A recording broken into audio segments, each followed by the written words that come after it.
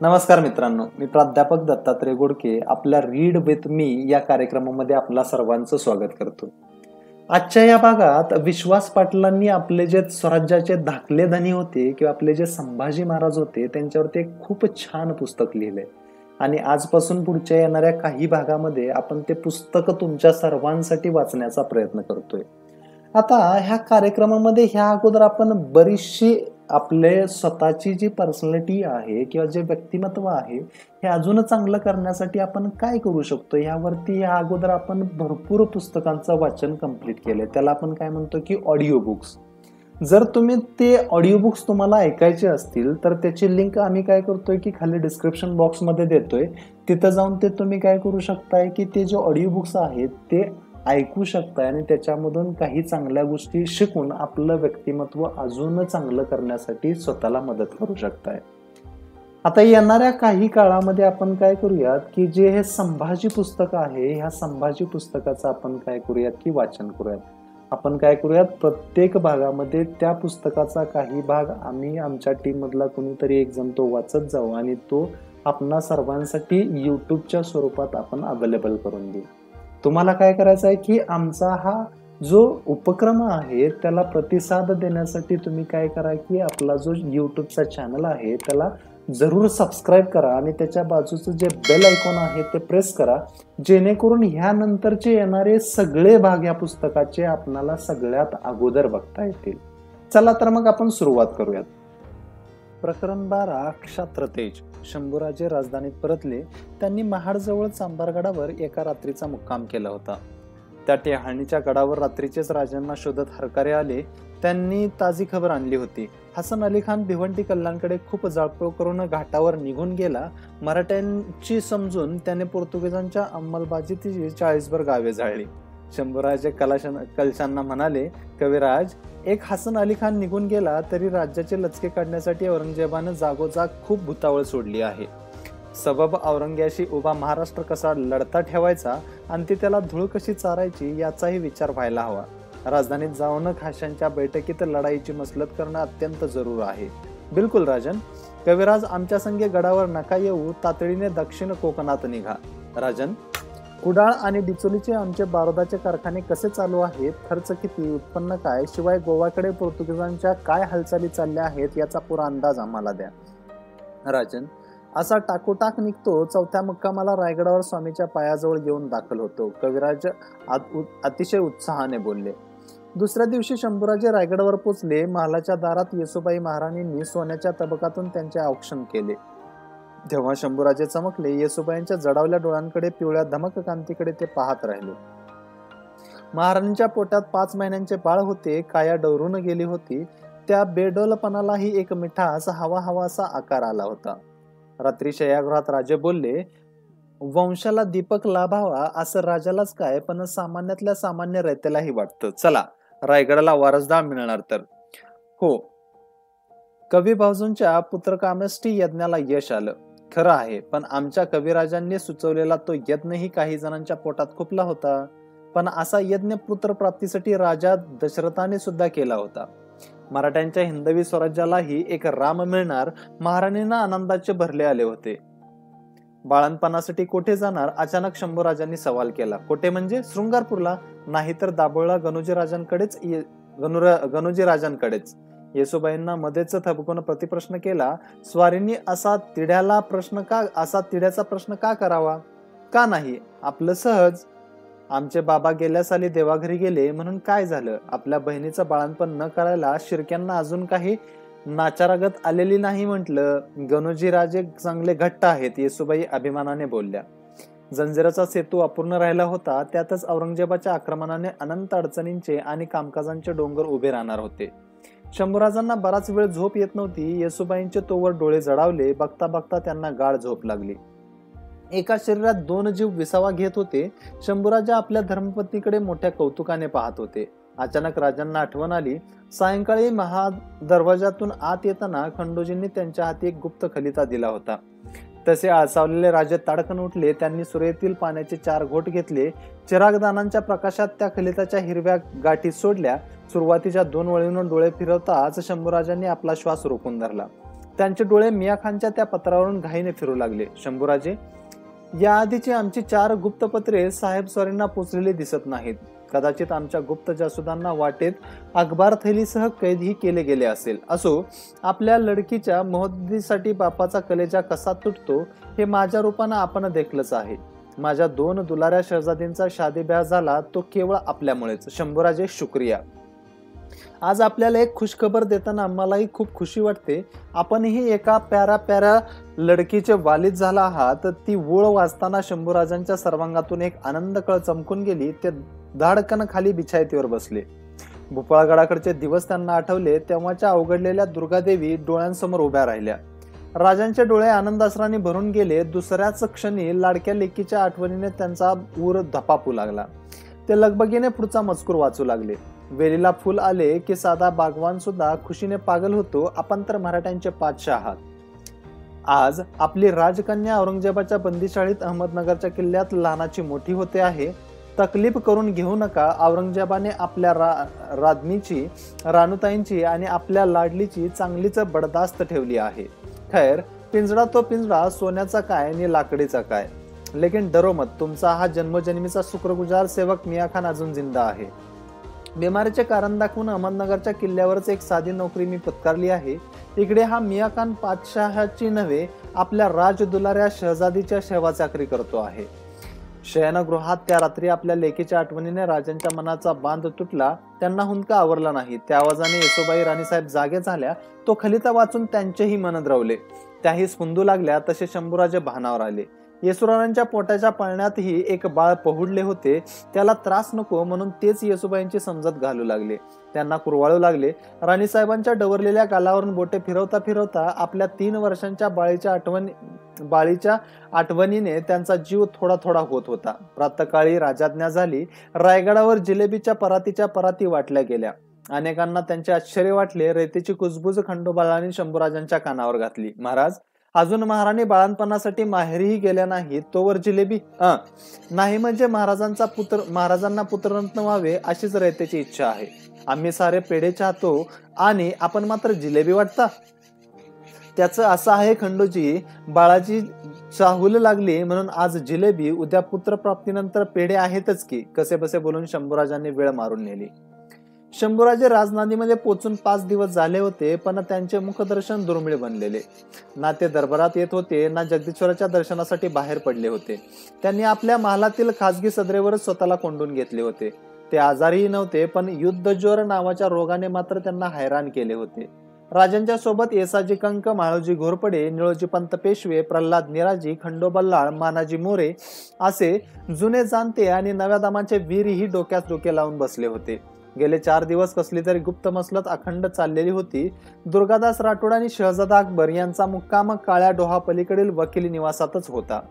ते दिवसभरात कधीतरी मसलतीस येऊन जात. यामध्येही दुर्गादासांनाच कामात जास्त रस दिसत होता. गेल्या 4 दिवसामध्ये राजे सकाळी 8-9च्या सुमारास जे मसलतीमध्ये बसत, तेथेच त्यांचे आणि सहकाऱ्यांचे दुपारच्या आणि रात्रीच्या भोजनाचे थाळी येत. भल्या पाटे पहिल्या कोंबड्यालाच राजे आपली जागा सोडत कशीबशी 1.5 तासाची झोप उरकून घेत. पुन्हा स्नान आटोपण तासभर त्यांची देवपूजा चाले. त्यानंतर निरशा दुधाचा प्याला ओठाला लागायचा. त्याच गडबडीत जामानिमा व्हायचा. खासगी दालनातून सदरेकडे जाता जाता रायप्पा आणि इतर सेवक त्यांच्या 12 बंदीच्या गाठी आणि गुंड्या बांधत, त्यांच्या गळ्यात कंठा आणि पाचूचे अलंकार चढवत. आत खासगी सदरेवर एवढे काय चालले आहे याचा अंदाज बाहेर फारसा कोणाला येत नव्हता. पण मसलतीत अर्जोजी यादव आणि कान्होजी भांडवलांसारख्या तज्ञ मंडळींना बनवलेल्या नकाशाच्या गुंडाळ्या आणि अनेक किल्ल्यांच्या मेनाकृती ठेवलेल्या असत. त्याचा अभ्यास करत अहोरात्र मशालीसारखे डोळे जाळत सारे जागत राहत. औरंगजेबाच्या बलाढ्य आक्रमणाने शंभूराजे खूप सावध झाले होते. पातशहाच्या 5 लाख फौजेचा आणि सुमारे 3 लाख घोड्यांचा दर्या रोरावत स्वराज्यावर धावून आल्याची त्यांना जाणीव होती. पण ह्या प्रचंड दर्याला तुंबा कसा घालायचा, तो वळवण्यासाठी, आटविण्यासाठी कोणते भगीरथ प्रयत्न करायचे याचीच ती मसलत सुरू होती. काल रात्री अचानक हंबीर मामा मसलतीत अवतरले तसा नव्या जुन्यांसह साऱ्यांनाच आश्चर्याचा धक्का बसला. शंभूराजे आश्चर्याने बोलले, मामा, आपण याल असं वाटलं नव्हतं. तुमचा डेरा तर तिकडे आघाडीवर. शांत स्वभावाचे हंबीरराव मोहिते हसत म्हणाले, शंभूबाळ, आम्ही थोरल्या राजांचेही सेनापती होतो, त्यांचे लाडके मेव्हणेही, त्यांच्याकडून 4 धडे गिरवले आहेतच की. म्हणजे दुसरा एक गडी हंबीर म्हणून आपल्या डेऱ्यात बिमारीचं सोंग वठवतोय. आमच्या शत्रूचीच नव्हे तर मित्रांची हीच समजूत आहे की आम्ही तिथे आघाडीवरच जासूद आहोत. वा, शंभूराजांनी हंबीर मामांना दाद दिली. हंबीररावांच्या उपस्थितीनं साऱ्यांना चेव चढला. वर किल्ल्यात जेव्हा मसलत जडत होती तेव्हा रायगडाच्या पायथ्याला बांधणीचा माळ माणसा जनावरांनी फुलून गेला होता. नव्या फौजा बांधल्या जात होत्या. रायगडवाडीवरचे 18 कारखाने रात्रंदिवस युद्ध सामग्री तयार करण्यात घडले होते. 5व्या दिवशी दुपारी खाशांच्या महत्वपूर्ण बैठकीला सुरुवात झाली. त्यापूर्वी कवी कलश राजधानीमध्ये परतले होते. त्यांनी तोफगोळ्यांचा, कच्च्या दारूचा, पुढच्या नियोजनाचा सारा हिसाब शंभूराजांपुढे सादर केला. बैठकीस आरंभ झाला, पण अद्याप येसुबाई महाराणी तिकडे पोचल्या नव्हत्या. राजांना आपल्या सखी राज्ञीचे तिची प्रतीक्षा होती. तितक्यात महालाबाहेरून भोयांचा पायातली जाडजूड घाटी पायतानांचे आवाज ऐकू आले. महाराणींसोबत गेलेल्या 8-10 पालख्या माघार आल्या. आपले 5 महिन्यांचे पोट सांभाळत पण कोणाचाही आधार न घेता येसुबाई खाली उतरल्या. तशाच नेटाने मसलतीमध्ये येऊन बसल्या.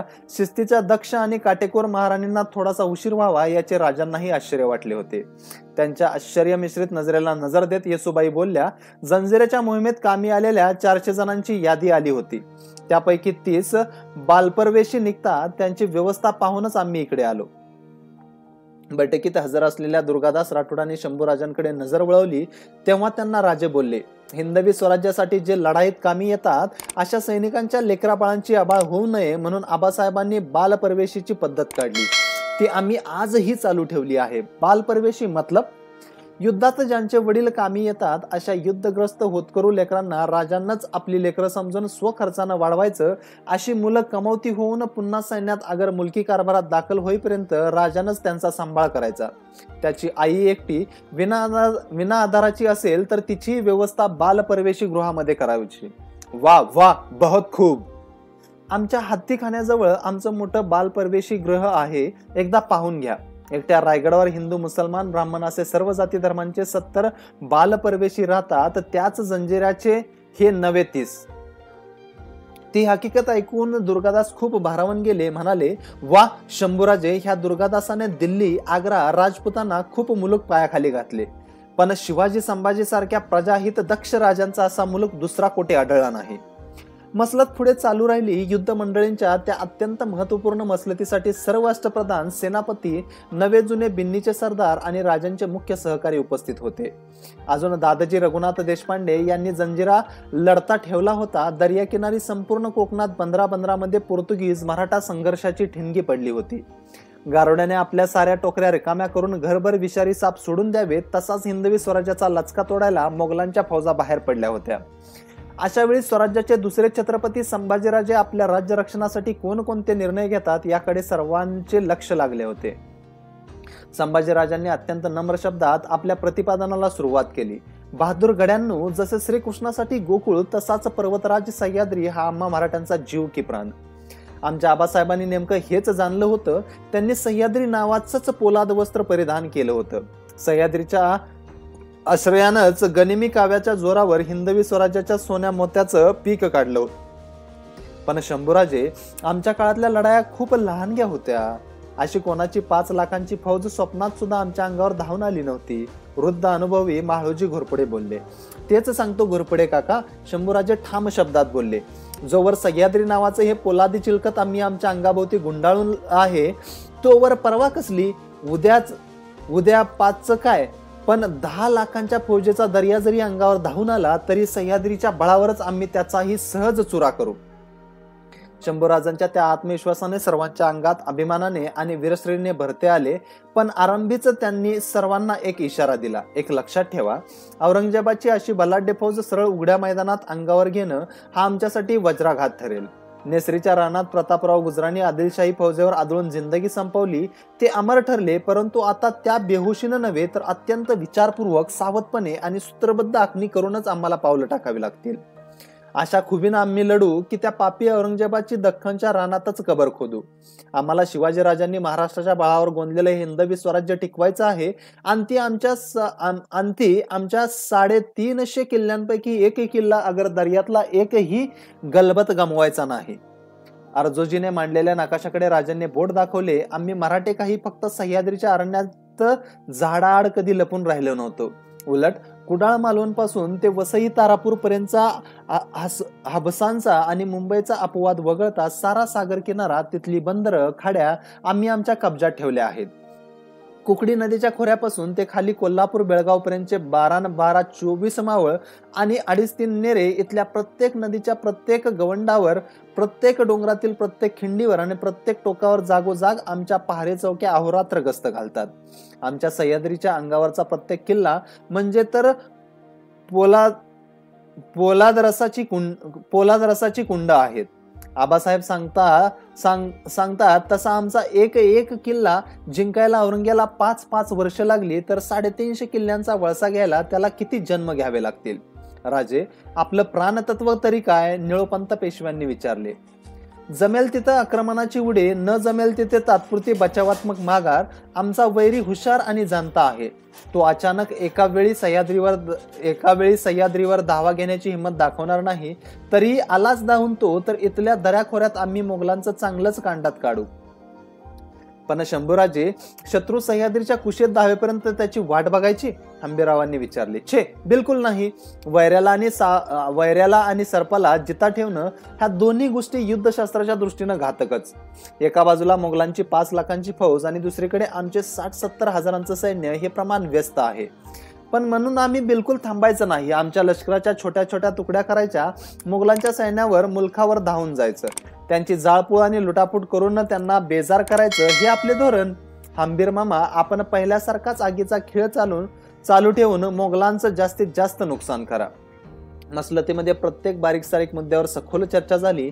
आपले कोण आणि दुसऱ्याचे कोण याचा लेखाजोखा मांडला गेला. तेव्हा सेनापती हंबीरराव मोहिते बोलले, परंपरेनं बघायला गेलं तर हैदराबादचा कुतुबशाह, विजापूरकर आदिलशाह, जंजिरेकर सिद्दी, दिल्लीकर मोगल आणि पोर्तुगीज हे आमचे 5 मुख्य शत्रू आहेत. पण मामासाहेब, एकाच वेळी सर्व शत्रू अंगावर घेणं युद्धशास्त्राच्या दृष्टीनं मूर्खपणाचं ठरतं. सुदैवानं आदिलशाह आणि कुतुबशाह ह्या आमच्या दोन्ही शत्रूंचं आबासाहेबांच्या अखेरच्या काळात मैत्रीत रूपांतर झालं होतं. त्यासाठी त्यांनी राजकीय दबाव आणि मुत्सद्देगिरीचा हत्यारं वापरली. तोच दोस्ताना आपण पुढे चालू ठेवू. शिवाय भविष्यात जेव्हा ह्या औरंगजेबाशी आमच्या अखेरची हातगाईची लढाई जुंपली जाईल तेव्हा दक्षिणेतील सर्व राजे एक होतील. ते तसे व्हावेत यासाठी आमचे अहोरात्र यत्न सुरूच आहेत.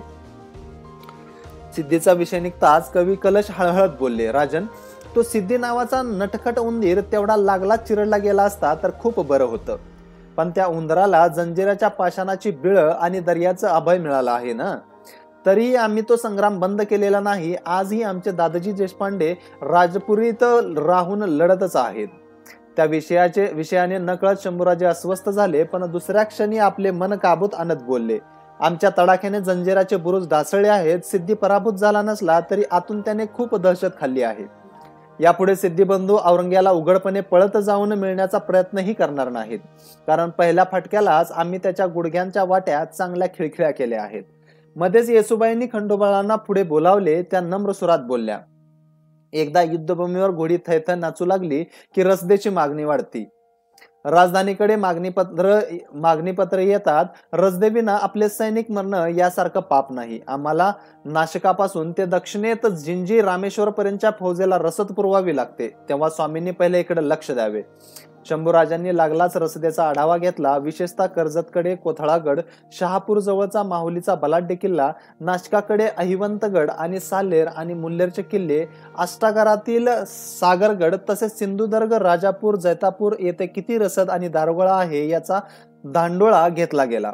जिथे कमी पडत होता तिकडे तातडीने रसद रवाना करायचे हुकूम झाले. येसुबाई म्हणाल्या, यंदा पुण्याकडे मोठा दुष्काळ पडला आहे. सरकारातून आम्ही आधीच धान्याच्या गोणी आणि कोकणातून पिंजराच्या गाड्या तिकडे रवाना केल्या आहेत.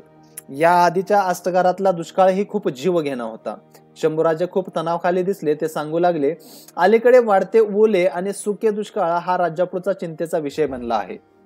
कधी कधी निसर्गाच्या अवकृपेपुढे माणसांची मात्रा चालत नाही. पण शत्रूची इतकी दांडगी फौज इतरांना सातत्यानं लष्करी चकमकी घडणं यामुळे दुष्काळाचं संकट अधिक वाढणार आहे. खंडोबा, जी राजे, याबाबत दक्ष राहायच्या सूचना मुलकी आणि लष्करी अंमलदारांना लागल्याच द्या. शंभूराजांनी दर्यासारंग आणि दौलत खानांना मुद्दाम जंजिराच्या आघाडीवरून माघारा बोलवून घेतले होते. शंभूराजे बोलले, आमच्या सागरी किनाऱ्यावर पोर्तुगीजांची सत्ता जवळजवळ 100 वर्ष स्थिरावली आहे. ती उकडून काढणं वाटतं इतकं सोपं नाही. चौल, ठाणे, वसई, तारापूर इकडे आमची आणि फिरंग्याची झटापट सुरूच आहे. निळोपंत, अलीकडे तुमचा मुक्काम कुठल्या ना कुठल्या बंदरात किंवा खाडीच्या किनारी असतो. बोला. महाराज, आमच्या पथकांनी माहीम आणि तारापूर ही पोर्तुगीजांची ठाणी पहिल्या झटक्यात कब्जामध्ये घेतली होती. पैकी माहीम पुन्हा फिरंग्याने घेतलं, पण तारापूर पुन्हा एकदा आम्ही हिसकावून माघारा घेतलं. चौल, रेवदंडा भागात आमचा आगीचा खेळ सुरूच आहे. वा निळोपंत, आजकाल पेशवा म्हणून तुमच्या बोरूतून शाई गळण्याऐवजी तुमच्या तलवारीच्या धारेतून फिरंग्याचं रक्त गळतं. निळोबा आला.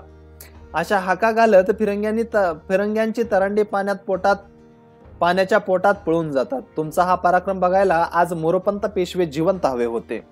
शंभूराजांनी गोव्याकडे अंजदीव बेटावर तट बांधण्यासाठी पथके रवाना केली होती. तिकडे दगड आणि चुनाही गेला होता.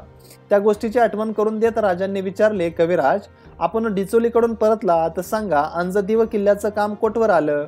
बांधकामात सुरुवात होताच पोर्तुगीजांची जहाजं तिथं पोहोचली. त्यांनी चालू कामाला अटकाव केला, पण आजवर ती जागा मोकळीच होती. कविराज, तुम्हा लोकांना कसं कळत नाही? उद्या गोवेकर फिरंग्यांच्या छताडावर पातं ठेवायला ती जागा खूप चांगली आहे. नेमकी हीच गोष्ट त्या कौंडदी अल्बेरने ओळखली आहे, म्हणून तर त्यानं तात्काळ कामं थांबवली. शंभूराजे विचारमग्न दिसले. एक सुस्कारा सोडत ते बोलले, सिद्धीसारख्याच ह्या फिरंग्यालाही लुळा पांगळा बनवला पाहिजे. गोव्यासकट ह्या व्हायसरॉयला पाण्यात बुडवलं पाहिजे. नाहीतर तो लबाड कोल्हा उद्या निदान प्रसंगी औरंग्याच्या खांद्याला खांदा लावून उभा राहील. बैठकीत अनेक नवे निर्णय घेतले गेले. घोड्यांच्या उत्तम पैदाशीसाठी सरकारातून सरकार अंमलदारांना देशमुख देशपांड्यांना उचली दिली गेली. इंग्रजांकडून आणि अरबांकडून अधिक बारूद खरेदी करावी. युद्ध दीर्घकाळ चालेल तर त्याचा उपयोग होईल. खंडोबल्लाळ आणि निळोपंतांनी सुचवले. उत्तम, हवे तर दामदुप्पट द्रव्य द्या, पण मिळेल तितकी दारू खरेदी करा. शंभूराजे बोलले. महाआक्रमणाला कसे तोंड द्यायचे यावर सर्वांसोबत शंभूराजांनी बराच वेळ खल केला. येसाजी आणि हंबीररावांच्या सूचना त्यांनी गांभीर्याने विचारात घेतल्या. शंभूराजे बरेच समाधानी दिसले. ते म्हणाले, अलीकडे राज्यातले भाऊबंदकीचे दागापटक्याचं गढूळ पाणी बरंच निवळल्यासारखं दिसतंय.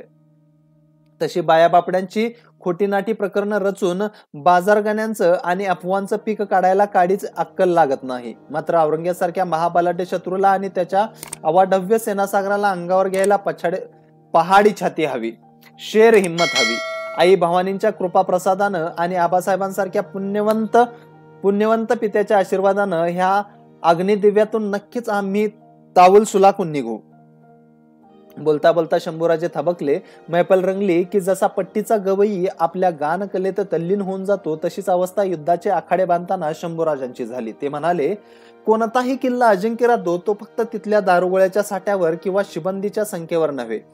बारूदखान्यातली आग एक वेळ विझली तरी चालेल, पण कडवा प्रतिकार करणाऱ्या मर्दांच्या छातीतली धग जराशी कमी होता कामा नये. काय हंबीर मामा? बिलकुल शंभूराजे. आपल्या पाठीशी सह्याद्रीचे उभे कातीव कडे आहेत, गंगा यमुनेकाठची भुसभुशीत माती नव्हे. पण यार हो, एक गोष्ट नीट लक्षात ठेवा, पाषाण आपलं काम करेल, रणवीरांनी बिना कुसूर आपली जोखीम पार पाडावी. अचानक शंभूराजांनी आपल्या जिजाऊ आजीसाहेबांची आठवण झाली, तसे ते आनंदाने हसले.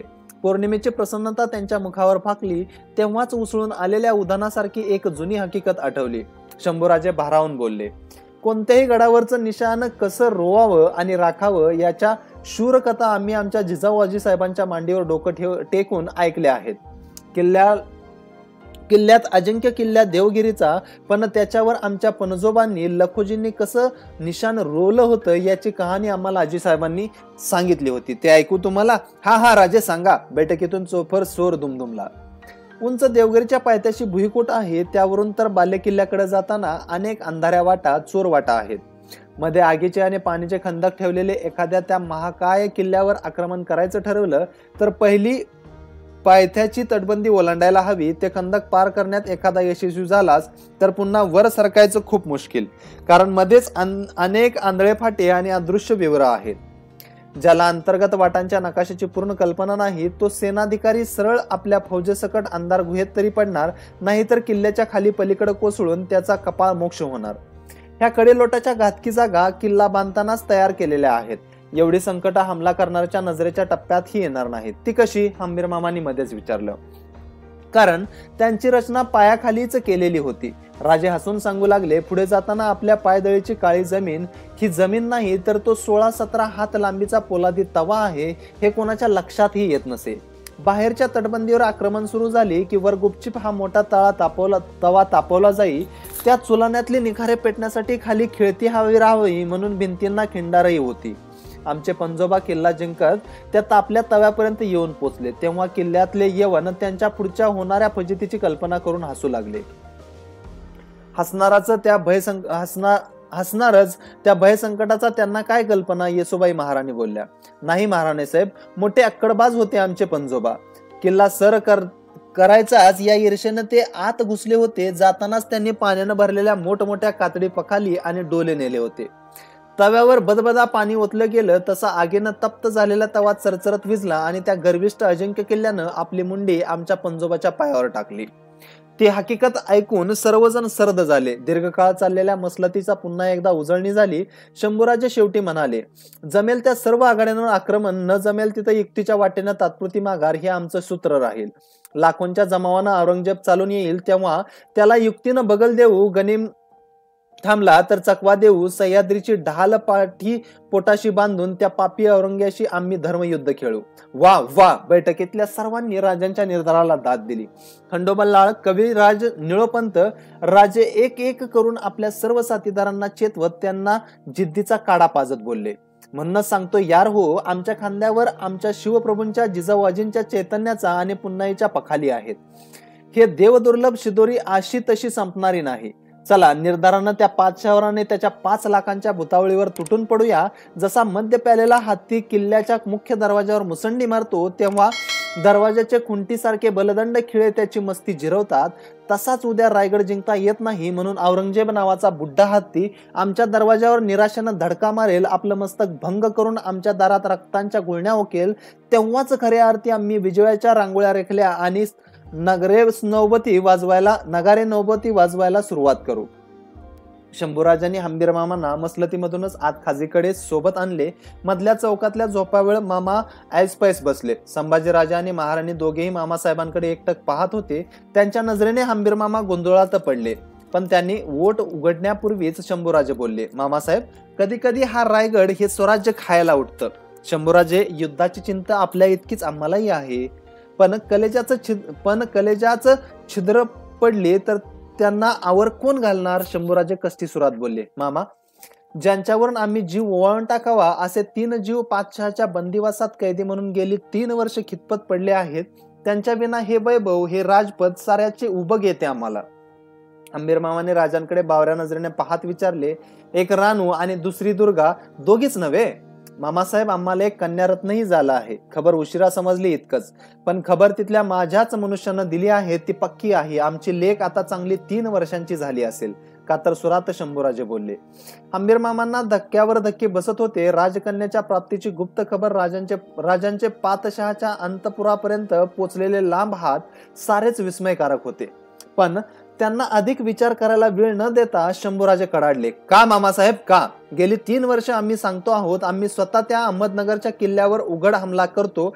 आमच्या प्रियजनांना वैऱ्याच्या अंधाऱ्या बंदीखान्यामध्ये गंजत ठेवून इकडे राजा म्हणून जगायचा आम्हाला काय अधिकार? शंभूबाळ, स्वराज्याचा सेनापती या नात्यानं तुमच्यापेक्षाही आम्हाला ह्या गोष्टीची खूप लाज वाटते. आम्ही शर्मिंदे आहोत, पण तरीही आम्ही स्वस्त नाही बसलो. चांगली 2 वेळा आमची 10-10 हजाराची पथकं त्या किल्ल्यावर धावून गेली होती. अनेकदा आमच्या फौजा भुईचक्रासारख्या अहमदनगर भोवती गिरट्या घालत बसल्या, परंतु निजामशाहीतला तो किल्ला खूप बळकट आहे. तिथला किल्लेदार रहुल्ला खान तगडा आहे. मुलुक मोगलांचा सह्याद्रीपासून दूर, वैऱ्याच्या जागता पारा, पण तरीही आम्ही हटलेलो नाही. मामासाहेब, करा हो काहीतरी, येसुबाई अर्जवाने बोलल्या. आणि तुम्हाला जमत नसेल तर आम्हाला जाऊ द्या की आम्ही टक्कर घेऊन किल्ल्याचा दरवाजा फोडू. राजे, आपल्या ह्याच बेहोश वृत्तीच्या आम्हाला भीती वाटते, हंबीर मामा सांगू लागले. शंभूबाळ, आपण शांत चित्ताने साऱ्या गोष्टी नीट समजून घ्या. थोरल्या राजांचा जन्म शिवनेरीवर झाला, पण त्या किल्ल्यासकट जुन्नर इलाका कायम मोगलांच्याच ताब्यात राहिला आहे. जालनापुराहून येता येता शिवाजीराजांना संगमनेर जवळ रणमस्त खानानं कसं कोंडून धरलं होतं, त्यांच्याच तोंडून ऐकली होती ना ती कहाणी. म्हणून सांगतो, धीर करा. आपण लाखांचे पोशिंदे आहात, आमच्या हिंदवी स्वराज्याची निशाणगाठी आहात. असं होश विसरून अडचणीत यायचं तुम्हाला अधिकारच नाही. हंबीर मामाने राजांकडचे रात्रीचे भोजन घेतले तेव्हा अनेक राजकीय गोष्टींची सल्लामसलत झाली. 2 दिवस हंबीर मामा रायगडावरच होते. त्यांनी बारूदखान्याकडची आणि अंबरखान्याकडची कामे आटोपली. तोवर राजधानीत खुशीची आणखी एक खबर येऊन पोहोचली. रहमतपूर हे आता मोगली कब्जात असलेले आदिलशाहीचे ठाणे मराठ्यांनी लुटले होते. आत जाळपोळ करून वैऱ्याचे खूप नुकसान केले होते. एकाच वेळी अनेक ठिकाणी मोगली शहापुराशी मराठ्यांचे सामना सुरू होता. आता हंबीर मामांना इथे जास्त दिवस राहणे शक्य नव्हते. दुसऱ्या दिवशी निरोप घेण्यासाठी हंबीर मामा राजपरिवाराकडे पोहोचले. दुपारची उन्हे कल्ली होती. 11-12 पालख्या, मेने आणि भोई बाहेर उभे होते. महाराणी कुठेतरी निघायच्या तयारीत आहेत हे हंबीर मामांनी पाहिले. तसे त्यांनी लगेच विचारले, सुनबाई, मेने तर रायगडावरचे दिसतात, शृंगारपूरचे नव्हे? हो, येसुबाईचा पपल्या. पण एवढ्या उशिरा निघून आपण शृंगारपूरला पोचणार तरी कशा? मामांनी काळजीने विचारले. खरी गोष्ट लपवणे महाराणींना कठीण झाले. बाजूला सकवारा राणी साहेब, धाराऊ आईही गोंधळून उभ्या होत्या. महाराणी बोलल्या, मामासाहेब, आम्ही बाळंतपणासाठी शृंगारपूरला नव्हे, इथेच खाली गांगोलीला चाललो आहोत. तेथेच बाळराजा जन्म पावावा अशी आमच्या मातुल आजींची आणि मामांची इच्छा आहे. येसुबाईंचा गडद काळज भरल्या डोळ्यातले अश्रू काही लपले नाहीत. सर्व ज्येष्ठांना आणि राजांना नमस्कार करून त्या घाईने जाऊन मेन्यात बसल्या. हातातल्या वेताच्या काट्यांना आधार घेत भुई चालू लागले. दूर जाणाऱ्या मेनांकडे शंभूराजे डोळे भरून पाहत होते. छोटी भवानी झिरझिरता पडदा बाजूला करून आपल्या पितेला हात करत होती. गणोजी शिर्क्यांनी आपल्या बहिणीला बाळंतपणाला आणण्यासाठी पालखी, मेने काही धाडले नव्हतेच. उलट एक खलिता पाठवला होता. त्यातले शब्द म्हणजे कोचकुनीचे गोटे होते. ते शब्द शंभूराजांच्या कानात अजून रुतत होते. येसू, बाळंतपणासाठी येणार असशील तर इकडून भुई धाडत नाही. तुम्ही भोसल्यांनी आम्हा शिर्क्यांकडे ठेवलेच आहे काय म्हणा. आमची वतने लुटली, आम्हाला भिकारी बनवलेत. पण असो, अनुमान न करता तू बाळंतपणासाठी तुझ्या खाशा मेनातून अवश्य इकडे ये. पण येताना तुझ्या लबाड सासऱ्याने वचन दिल्याप्रमाणे आमचे वतनाचे मुद्रांकित कागद घेऊन यायला अजिबात विसरू नकोस. महाराणींचा मेना गड उतरत होता. त्यांच्या विना शंभूराजांना रिते वाटत होते. त्याच वेळी निरोप घेणाऱ्या छोट्या भवानीचे चित्र डोळ्यापुढे उभे राहत होते आणि तिच्याच जागी भवानीहून वर्षाने लहान असलेले आपले लेकरू त्यांना भुरळ घालत होते. वैऱ्याचे पेटलेले पलिते, ते पहारे आणि मराठ्यांचा छत्रपती असलेले आपल्या पिताच्या भेटीसाठी आतुरलेले ते हे अहमदनगरच्या गजाआडचे सानुले डोळे राजांचे मन आतून अक्षरशः हंबरत होते. राजे, निघावं का? हंबीर मामांनी मोठ्याने विचारले. हा, हो.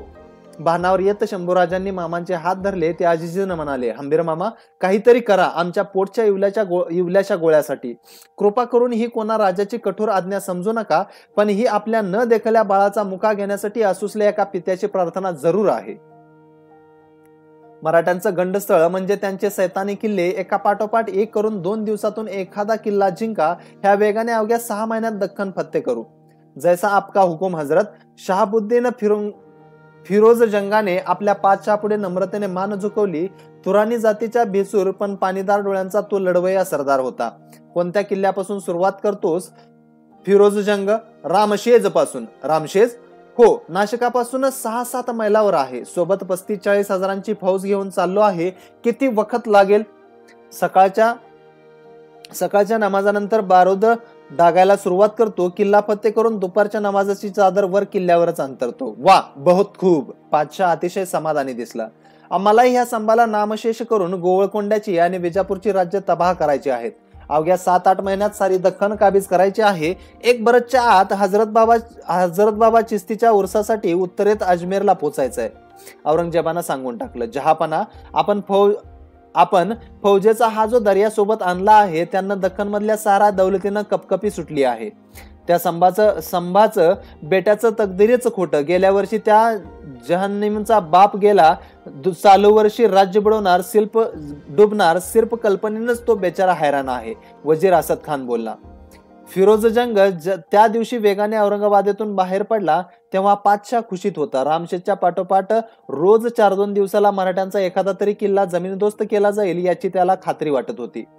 पण दिवस जसजसे पालटू लागले तसे दक्षिणातल्या गरम हवेचे चटके त्याला जाणवू लागले. औरंगजेबाची तलखली वाढू लागली. मिशीला तूप लावून बढाया मारत रामशेजकडे निघून गेलेल्या फिरोज जंग, कासिम खान, शुभकर्ण बुंदेला, पीर गुलाम महमद खलील, राव दलपत बुंदेला यासारखे एकाहून एक नामचंद सरदार होते. प्रचंड तोफखाना आणि बक्कळ दारुगोळा घेऊन पहिल्याच धडकेत त्यांनी रामशेजला वेढा घातल्याच्या वार्ता औरंगाबादेत येऊन धडकल्या होत्या. असद खान आपल्या धन्याला हळूच सांगत होता, बस किल्बाए आलम, खुशीची खबर इकडे पोचायला थोडासा देर झालेला दिसतोय, नाहीतर आतापर्यंत किल्ल्यानं दम सुद्धा सोडला असेल. वजीर आझम कोणावरही भरोसा ठेवायची बेवकूफी आम्ही कधी करत नसतो. पातशहाने असद खानाकडे नाराजगीने पाहिले. तसा त्या अनुभवी वृद्ध सेनानीला घाम फुटला. उंच देखना कुर्रेबाज जुल्फिकार खान पातशहाच्या समोर येऊन कुर्निसात घालत उभा राहिला. आपल्या मावस भावाकडे पाहत पातशहाने विचारले, जुल्फिकार, विजापूरच्या सर्जा खानाकडून काही खलिता? अद्यापही नाही जहापना. पातशहाची मुद्रा कठोर झाली. त्याची पिंगट बुबळे विलक्षण गतीने लवलवली. तो गुरगुरला, जुल्फिकार हजरत, लोग कितने पागल रहते हैं. थोड्या उदासवाण्यात, थोड्या कुचेष्टेच्या स्वरात पातशहा बोलला, आम्ही मरगट्ट्यांचा जितका मुलूक जिंकू तितका त्या विजापूरकरांच्या झग्यात टाकू, असं वचन आम्ही दिलं होतं त्या बेवकूफ सर्जा खानाला. त्या कापर बच्चाने नामोनिशान मिटवायच्या कामी त्यानं आम्हाला मदत करावी, बस एवढीच अपेक्षा होती आमची. तरी सुद्धा तो घमेंडखोर विजापूरकर बदला नाही. जुल्फिकार खान उद्गाराने बोलला, जहापना, तो आदिलशाह सिकंदर फक्त 14-15 वर्षाचा एक बछडा आहे. त्याची बुद्धी ती काय, पण सर्जा खानासारख्या मुरब्बी सरदारानं अशी बेपरवाई का दाखवावी याच मला दुःख वाटतं. साधी पोच ही नाही दिले त्याने खलिताची. नाही हजरत, घाबरून खान बोलला. पातशाह खिन्न दिसला. त्याने आपल्या सफेद मुलायम दाढीवरून डावा हात फिरवला. उजव्या हातातले जपमाळ डोळ्यांजवळ नेऊन कुराणातल्या एका आयातीचे ध्यान केले.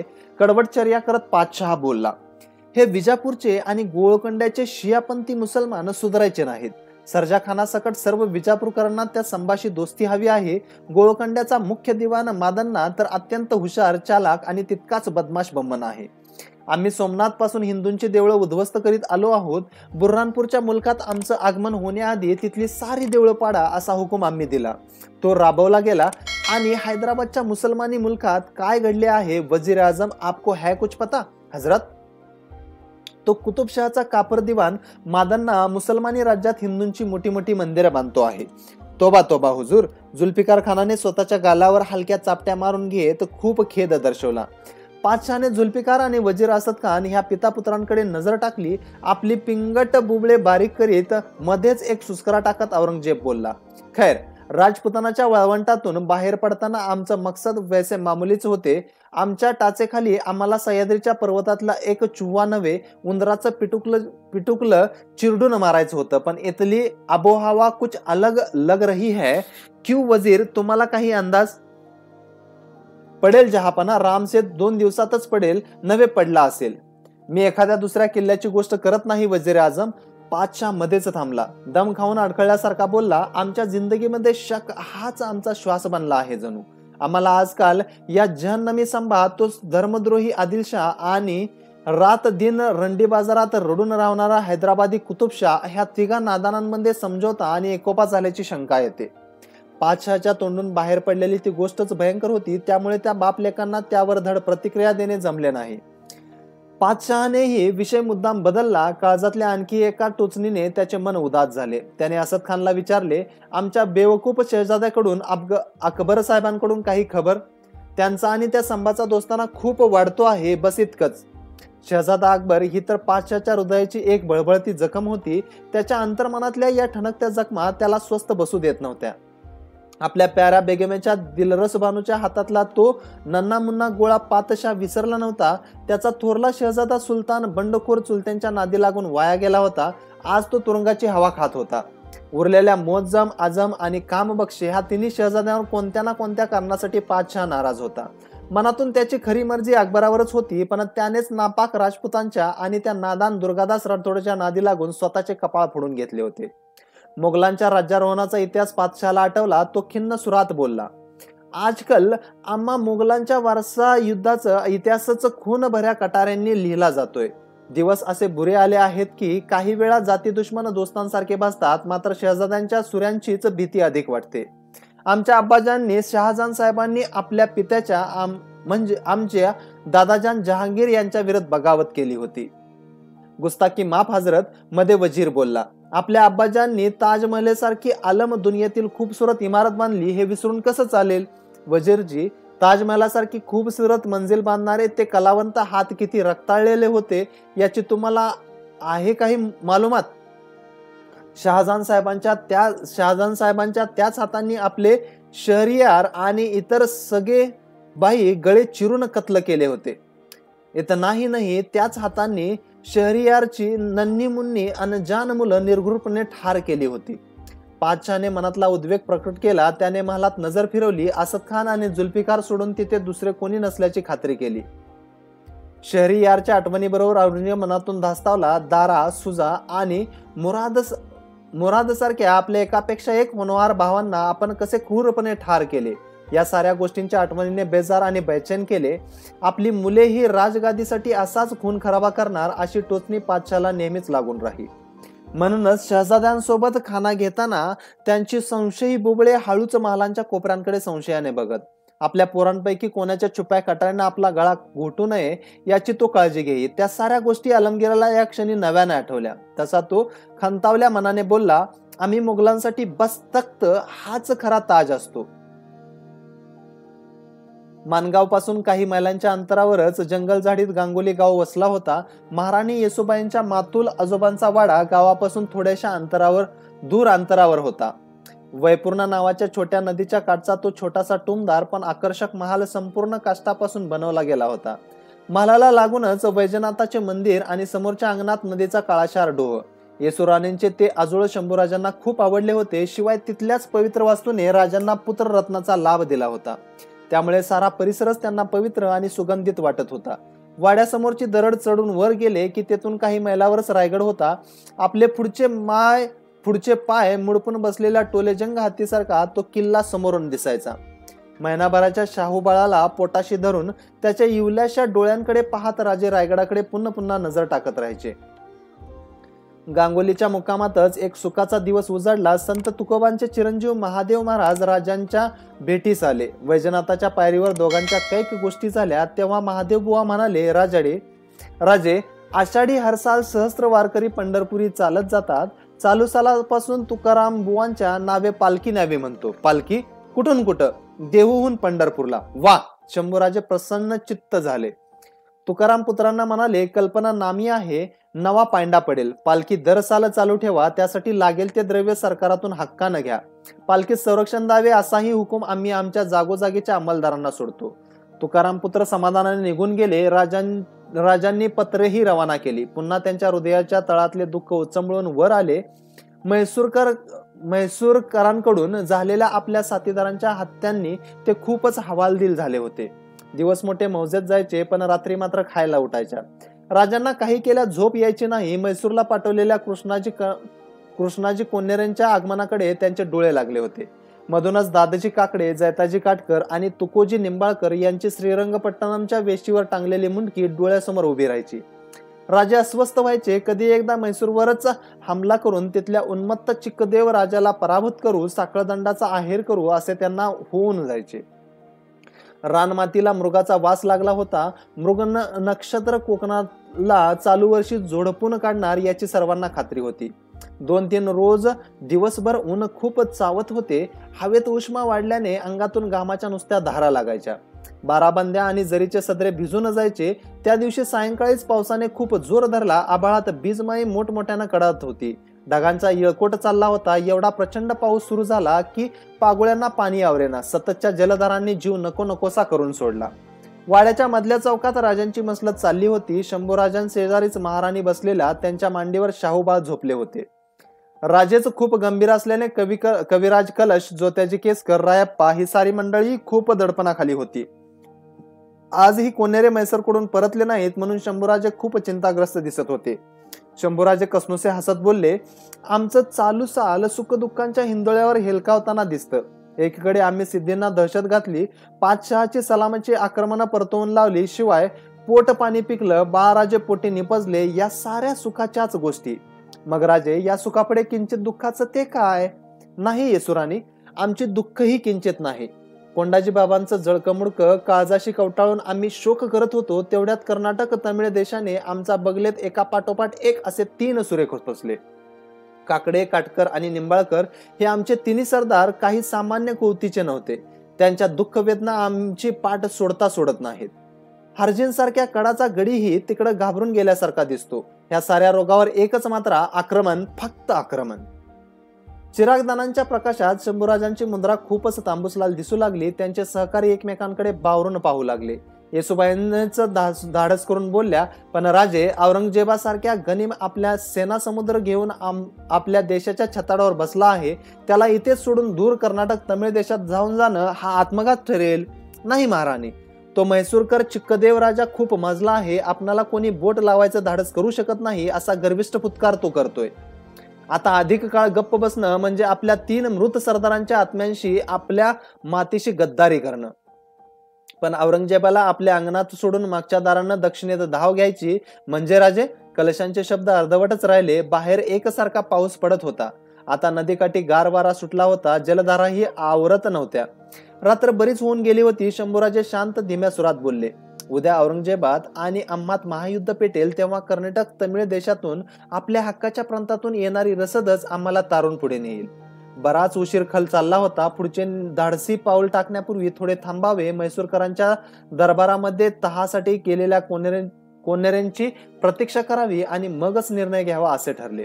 नाशिक बागलांकडे हंबीर मामांनी एक खलिता धाडला गेला. इतर मुद्द्यांवरही मसलत झडली. मध्यरात उलटून गेली. अनेक व्याधिवंचांनी डोळे जड होऊ लागले.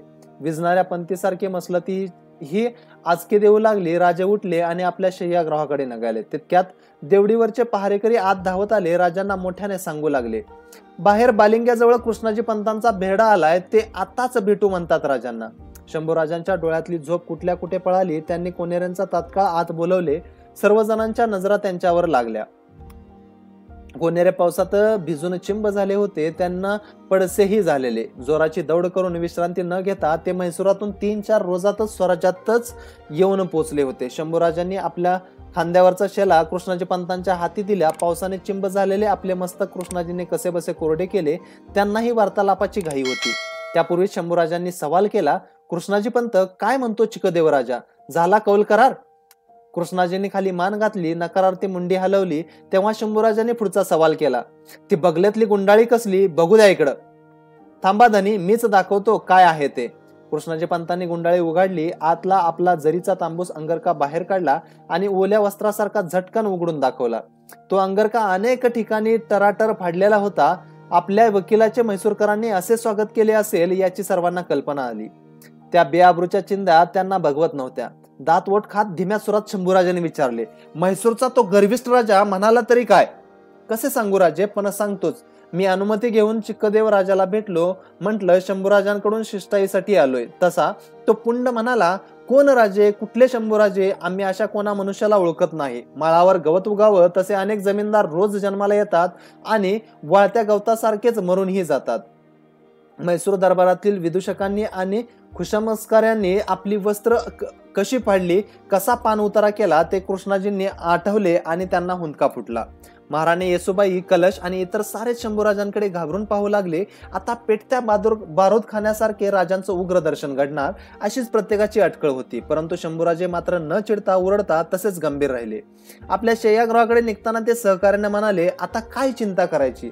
आपली दिशा नक्की झाली. कर्नाटक तमिळांच्या देशात आता आपली घोडी नाचवल्याशिवाय त्यांच्या ठणकत्या अक्कलदाडा थंड पडणार नाही. म्हणजे राजे? सर्वांनी धास्तीने विचारले. राजे स्वतःच कर्नाटक तमिळ देशाच्या मोहिमेवर निघणार हे स्पष्टच दिसत होते. त्याचवेळी 5 लाखांची फौज घेऊन महाराष्ट्र देशाच्या उरावर बसलेल्या औरंगजेबाचीही सर्वांना खूप धास्ती वाटत होती. आपल्या गोंधळलेल्या सहकाऱ्यांकडे राजांनी बघितले. येसुराणींच्या मांडीवरील निद्रिस्त शाहूबाळांना त्यांनी आपल्या पोटाशी धरले. ते म्हणाले, राज्याचा कारभार आणि राज्याचे संरक्षण आपण महाराणी आणि हंबीर मामांच्या हाती सोपवू. 3-4 महिन्यांची दक्षिण मोहीम पार पाडल्याशिवाय आता इलाज दिसत नाही. पण राजे, औरंगजेब, त्याच्या कुंडलीचा चांगला अभ्यास झाला आहे आमचा. शंभूराजे छातीजवळ घेतलेल्या शाहूबाळाच्या मौसूत जावळावरून प्रेमाने बोटे फिरवीत आत्मविश्वासाने बोलले, आता मृगापासून पाऊस काळ सुरू झाला. दसऱ्यापर्यंतच्या कोकणाच्या चिखला पावसात आपली घोडी घालायचं धाडस औरंगजेब करणार नाही. तेवढ्या मधल्या वेळात आपण चटका करू. जिंजी तंजावर सकट आपला दक्षिण बुरुज सावरून धरू. चिक्कमंगळूरच्या ईशान्येला बाणावर होते तेथील सुभेदार लिंगाप्पा याचा तातडीचा खलिता चिक्कदेव राजाला पोचला. तसे त्याचे होश उडाले. खलिता हवेत भिरकावत तो आपल्या म्हैसूरच्या दरबारात तावातावाने ओरडू लागला. आपलं राज्य इतकं विकलांग कधी बनलं? आपलं हेरकात एवढं ढिसाळ कधीपासून झालं? काय झालं हुजूर? घाबरत दिवानाने विचारले. तो संभा मराठा आपली 10,000ची फौज घेऊन बाणावर जवळ पोचलाय आणि त्याची साधी गंधवार्ता देखील आम्हाला नसावी. तो तर जंगलातल्या उंदराचा पूर इथवर पोचलाच कसा? 2-3 सरदार एका सुरात विचारू लागले. आपण सारे कोणत्या स्वप्नात राहता? संभाजी स्वतःची 10,000ची फुरफुरती घोडी आहेतच, शिवाय हुक्केरीवर बसप्पा नायकालाही त्यानं नादी लावलंय. त्याची 5,000ची फौज संभासंगी आहे. चिक्कदेव राजा अधिक वेळ दौडत बसला नाही. त्याने तातडीने सैन्याची बांधणी केली. तो स्वतः तडफेनं बाणावराकडे धावून गेला. सह्याद्रीसारखा इकडे पाऊस काळ नव्हता, त्यामुळे शंभूराजे मनातून खूप खुश होते. गोळकोंड्याचे दिवाण मादन्ना पंडित वचनाला जागले होते. दिल्या शब्दाप्रमाणे त्यांनी 10,000ची फौज शंभूराजांच्या दिमतीला दिली होती. हुक्केरीवर बसप्पा नाईकही ईर्षेने पेटला होता. एवढ्या लांबची घौडदौड करून राजे इतक्या दूर पोचले याचे कौतुक हरजी महाडिकांना होते. बऱ्याच दिवसांनी मेव्हण्या पाहुण्यांची भेट थेट रणमैदानावर झाली होती. शंभूराजांनी हरजींचे कौतुक करीत सांगितले, दाजी, आपण दक्षिणेत मोठाच पराक्रम केलात. आपलं प्रत्येक पाऊल हे आबासाहेबांच्या जामाताला शोभणार आहे. तुमची तारीफ करावी तेवढी थोडीच आहे. मात्र चिक्कदेव राजाच्या वाढत्या महत्वाकांक्षेला आम्ही इकडे काबत ठेवू शकलो नाही. त्यासाठी तर आम्ही धावून आलोय की दाजी आपल्या साथीला. बोलता बोलता शंभूराजांना आठवण झाली. ते विचारू लागले, दाजी, आमचे चुलते एकोजी राजे येतील धावून आमच्या मदतीला. कोणी भरवसा द्यावा? बुचकळ्यात पडलेल्या हरजींनी लगेचच प्रतिप्रश्न केला. त्यांची मदत मागितलीत का आपण? होय म्हटलं. वयानं वडील आहेत, नात्याने चुलते. त्यांच्या गाठीला दक्षिणेच्या मातीतला जन्मभराचा अनुभव आहे. त्याचा उपयोग झाला तर घ्यावा करून. स्वामीजी सांगून गेले तसा मराठा तितुका मिळवावा, महाराष्ट्र धर्म वाढवावा. मनातून हरजी आणि खुद्द शंभूराजांना एकोजींचा भरवसा नव्हता. ते शिवाजी महाराजांच्या कर्नाटक मोहिमेवेळी आपल्या बंधूंच्या भेटीला आले होते, पण रातोरात नदी ओलांडून माघारा निघून गेले होते. बाणावरला पावसाळी हवा वाहत होती. त्या दिवशी दुपारनंतर हवेमध्ये उष्णता खूपच वाढली होती. शंभूराजे, कविकलश, हरजी जमलेला 25,000 फौजेला आपले आडाखे समजावून सांगत होते. मधल्या लष्करी डेऱ्यामध्ये मराठा, कुतुबशाही आणि कानडी खाशे आणि सरदार एकत्र गोळा झाले होते. 1-2 दिवसातच त्रिचिल्ला पल्लीकडे धावून जायचे, कावेरीचा संपन्न पट्टा लुटायचा असा गुप्त बेत ठरत होता. बसप्पा नाईक शंभूराजांना म्हणाला, गेल्या काही वर्षात चिक्कदेवाची ताकद 10 पटीनं वाढली. त्याच्या म्हैसूर ह्या राजधानीवर जाऊन हल्ला चढवणं काही खायची गोष्ट नाही. खरं आहे तुमचं बसप्पा. एकोजी राजांनी मराठ्यांचं बंगलोरात 40 वर्ष असलेलं ठाणं तंजावरला नेलं आणि सारी पनवती सुरू झाली. जोवर मराठी बंगलोरात तर पाय रोवून होते, तोवर म्हैसूरकरांवर त्यांची खूप दहशत होती. शिबिरात एकमत झाले, म्हैसूरवर हमला करण्याऐवजी त्रिचिल्ला पलीकडेच धाव घ्यायची. वाघाला जंगलाबाहेर काढून सपाटीलाच भुईसपाट करायचे. हाशीखुशीच्या बाता चालल्या होत्या. तेवढ्यात शिबिरात खबर येऊन धडकली. 15,000ची फौज घेऊन स्वतः चिक्कदेवराजा अंगावर धावून येतोय. सकाळपर्यंत फौजा भिडतील. ती खबर ऐकून शंभूराजे रणमदाने धुंद झाले. ते गरजले, याचा अर्थ चिक्कदेव मोठाच डावपेच खेळतोय. आम्ही सावध होण्यापूर्वी धाडसानं आक्रमण चढवायचा त्याने बेत आखलाय. लगबगीने आपल्या पथकांचा पेरा करणे, आजूबाजूला उभ्या असलेल्या टेकड्या आणि उंचवट्याचा आश्रय घेणे व बचाव करत लढाई चालू ठेवणे आवश्यक होते. म्हैसूरी फौज ताकदवान आणि कसलेली असल्याची खबर सर्वांना समजली होती. त्या रात्रीच अर्धवर्तुळाकारात चिक्कदेव आपल्या फौजा पेरून बसला. दुसऱ्या दिवशी सकाळी युद्धाला सार्वत्रिक अशी सुरुवात झाली नाही, पण चिक्कदेव धाडसी, मगरूर, लबाड तसाच ताकदबाज होता. सकाळपासून दोन्ही फौजांमध्ये तशा अधूनमधून कुरबुरी, थोडीफार तलवारबाजी आणि अल्पशा चकमकी सुरू होत्या, पण कोणी कोणास खरा अंदाज द्यायला तयार नव्हते. कशीबशी दुपार टळली. एकाएकी दूरवरून पावसाच्या धारा खाली कोसळाव्यात तसे दृश्य दिसू लागले. घोड्यांचे लगाम खेचून उभे असलेले स्वार, छोट्या मोठ्या तोफांशेजारचे गोलंदाज, भालाईत, राऊत, भिस्ती, सईस सारे अवाक होऊन वर आबाळाकडे बघू लागले. त्या पर्जन्यधारा नव्हत्या, तर तो वास्तवातला बाणांचा पाऊस होता. अचानक सू सू सू करत बाण पुढे येऊ लागले. रप रप करून घोड्या माणसांच्या पाठीत, पोटात घुसू लागले. एका पाठोपाठ एक अवकाशातून झेपावत येणाऱ्या त्या बाणांना दिशा माहीत नव्हती. पिसळलेल्या मधमाशांसारखे ते दिसेल त्याचा चावा घेत सुटले होते. घोड्यांच्या मानेत, जबड्यात, डोळ्यात, सैनिकांच्या मांड्यात, दंडात कचाकच बाण घुसत होते. त्यांची तीक्ष्ण टोके इतकी धारदार होती की तात्काळ शरीरातून रक्ताचे उमाळे आणि चिळकांड्या फुटत होत्या. त्या भयानक माराने गहजब उडाला.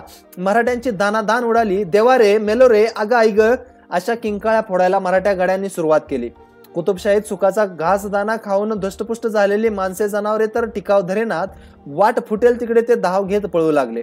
अल्ला, तोबा, बचाव शिवाय त्यांच्या मुखातून दुसरे शब्द फुटेनासे झाले. बाणांचा पाऊस चुकवण्यासाठी कोणी हवेत ढाली उंचावत होते तर कोणी मुंडाशाचा आडोसा घेत बचाव करीत होते. मात्र अनेकांची दैनादैनच उडत होती. चला घोडेस्वार वरून खाली उडी घेत धूम पळत होते. बरेच जण रिकिबीत पाय अडकवून तिथेच कोसळत होते. बाणांच्या माराने घोडी त्यांच्या अंगावर ढासळत होती. मनुष्य जातीचा पार चेंदामेंदा करत होती.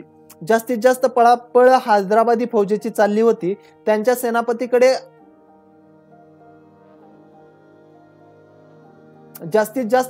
पळापळ हैदराबादी फौजेची चालली होती. त्यांच्या सेनापतीकडे अखिल खानाकडे शंभूराजे घोडा फेकत धावत गेला. ते हैदराबादकरांना धीर देऊ लागले. भागोमत भागोमत म्हणत ओरडू लागले. तितक्यात भांबावून गेलेला हरजीराजे त्यांच्याकडे दौडत आले. रक्तघाम पुसत घाईने विचारू लागले, शंभूराजे काय करायचं? चिक्कदेवाची ताकद मोठी आहे, बाणांचा वेगही अचूक.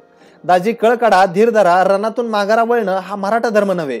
स्वतः शंभूराजे, हरजीराजे आणि कलशांची घोडी रणातून थय थय नाचत होती. स्वार रावताना धीर द्यायचा प्रयत्न करत होती. मात्र बाणांची धार खूपच विखारी होती. अरण्यात एकट्या दुकट्या मनुष्यावर हमला करणाऱ्या विषारी चोचीच्या पक्षासारखे बाण कडाडून चावा घेत होते.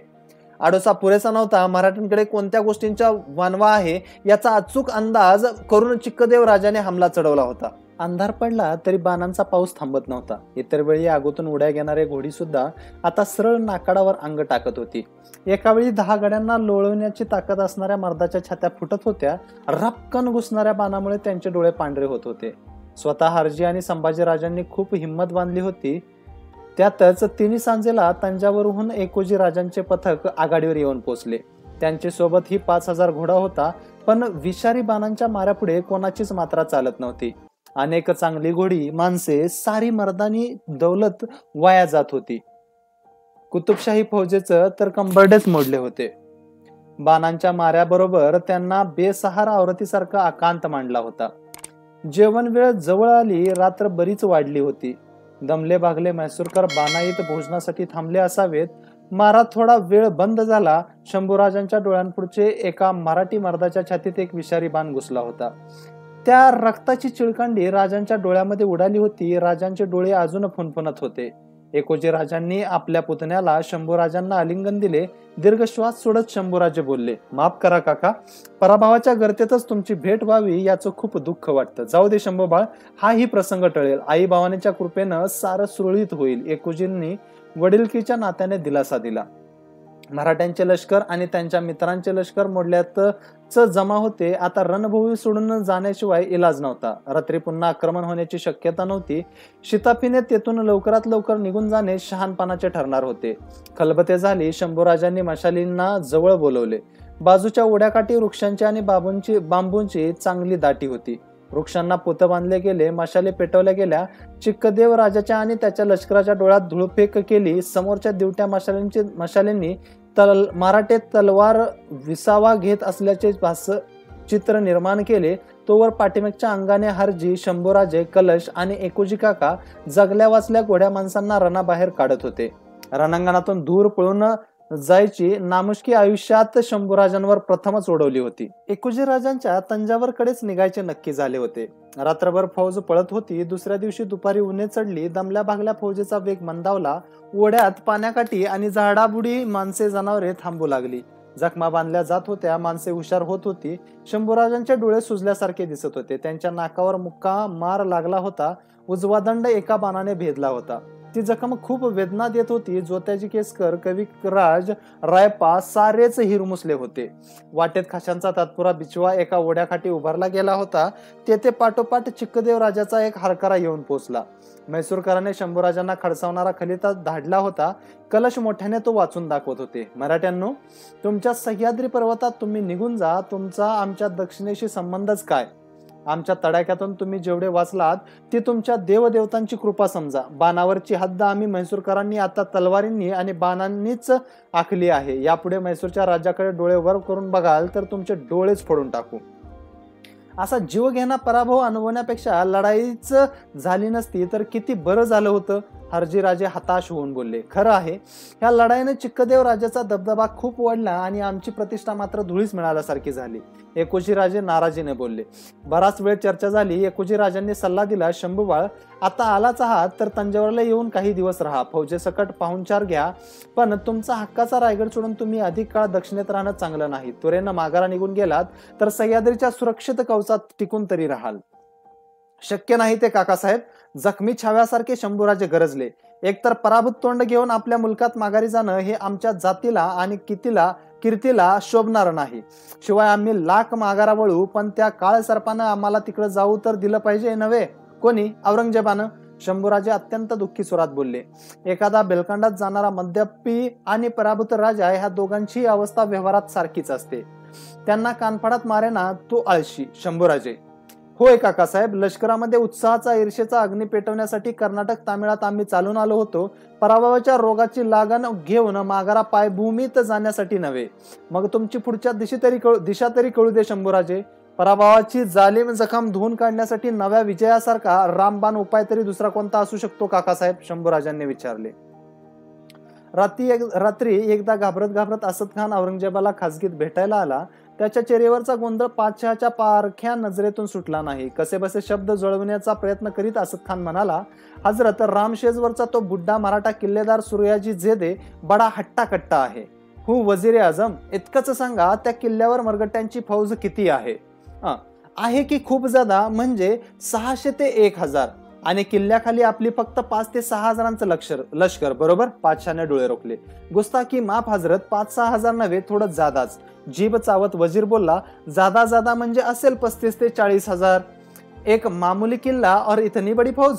जहापना, किल्ला मामूली नाही, पुराणी आहे, चढायला खूप अवघड, पण तिथली मराठी शिबंदी आणि त्यांचा मुखिया बुड्ढा सूर्याजी जेदे खूप हटेला आहे. आमच्या फौजेनं त्यांच्यावर तोफा डागायला सुरुवात केली आहे. आमचे गाजी रात्रीचे दोराच्या शिड्या लावतात, पण वर चढायची कोशिश करतात, पण वरचे मरगट्टे पत्थरांचा असा मारा करतात. पत्थरांचा? म्हणजे थोडी विचित्रच भुताटकी आहे म्हणा त्या किल्ल्यावर. तेथे मराठ्यांकडे तोफा नाहीत, पण तरी किल्ल्यावरून तोफगोळे बरसतात खाली आमच्या फौजेवर. वजीर आजम, आज आपली दिमागी हालत ठीक दिसत नाही. तोफा नाहीत तर तोफगोळे उडतात म्हणजे क्या बात है? जहापना, त्या किल्ल्यावर सागाची खूप लकडी आहे, बैलांच्या रेड्यांचा चामडा आहे. त्या हुशार मरगट्ट्यांनी कातडांच्याच तोफा बनवल्या, त्यातून बाहेर पडणारे गोळे पण खूप पल्लेदार आहेत म्हणतात. हमारे कितने आदमी गारद हुए? ज्यादा नहीं, लेकिन 3-3.5 हजार. लेकिन जहापना, ही फिरोज जंगाची ताजी तवारीख बघा. काय वाटेल ते झालं तरी 4 दिवसात रामशेजवर चांद सिताऱ्याचा हिरवा बावटा फळगडकून दाखवतो, असं तो म्हणतो. पातशाह अधिक काही बोलला नाही. मराठ्यांच्या मुलखात काम करणाऱ्या त्याच्या गुप्तहेरांचे काही खले ते त्याला पोचले होते. रात्रीच त्याने ते डोळ्याखाली घातले होते. संभाजी आणि अकबराची दोस्ती खूपच वाढत चालली आहे, हे तो त्याला आणि दुर्गादास राठोडालाही मोहिमेवर घेऊन जातो, ही खबर पातशाहने वाचली. तेव्हापासून तर साहेबस्वारी खूप हैराण झाली होती. काही करून अकबराला पुन्हा आपल्याकडे ओढणं आवश्यक होतं. त्यासाठी दिसेल त्या दिशेने पण पुरेशा योजनेने मराठ्यांच्या मुलखावर घोडीचाल घालणे, त्यांची दान उडवणे आवश्यक होते. अवघ्या 24शीतल्या शिवाजीच्या पोराकडून अशी काही आगळी घडेल हे पातशाच्या ध्यानीमनीही नव्हते. रोज हरकरांकडून येणाऱ्या बातम्या ऐकून पातशाह हैराण व्हायचा. कधी बुऱ्हाणपुरावर मराठ्यांची 20,000 घोडी चालून जात आहे, तर त्याच वेळी आणखी खाली दक्षिणेत सोलापूर जवळ मराठ्यांच्या फौजा हौदोस घालतायत. जंजिराच्या छताडावर पाय ठेवून कधी संभा स्वतः उभा राहतो, त्याशिवाय त्याचे हंबीरराव, रूपाजी भोसले, मानाजी मोरे असे साथीदार आपापली दले घेऊन एकाच वेळी मोगलांच्या अनेक मुलकात हैदोस घालतायत. अशा चौफेर संघर्षाची कल्पना पातशहाने केव्हाच केली नव्हती. मराठ्यांच्या त्या उडदंगाने मोगल प्रदेशातली रयत हैराण झाली होती. 2 दिवसात पातशहाने तातडीची मसलत ठेवली. रात्री उशिरा असद खानसह त्याचे इतर सहकारी त्याच्या भोवती गोळा झाले. त्याने कल्याणकडे पाठवलेल्या फौजेचा कामाचा आढावा घेतला. त्याच बैठकीत त्याने शहजादा आजम व दिलेर खान या दोघांना अहमदनगरकडे जाण्याचा हुकूम देत सांगितले, जा, अहमदनगर पार करा, घोड नदी ओलांडून मरगट्यांच्या मुलखात घुसा. त्यांची नांदती गावं, उभी पिकं, जे दिसेल ते सार बेचिराग करा. संभाच्या मुलखात हाहाकार माजवा. शहजादा आजम आणि दिलेर खानाने माना डोलवल्या. पातशाची नजर तगड्या जुल्फिकार खानाकडे गेली. त्याने चढ्या स्वरात विचारले, काय खबर रामशेजची? जहापना, शहाबुद्दीन साहेब प्रयत्नांची पराकाष्ठा करतायत, मरगट्टे किल्ल्यावर चढू देत नाहीत. शहाबुद्दीन साहेब एवढे जिद्दीला पेटलेत म्हणून सांगू, त्यांनी त्या मुलखातले बडे बडे पेड कापून एक लाकडी बुरुज बांधायला सुरुवात केली.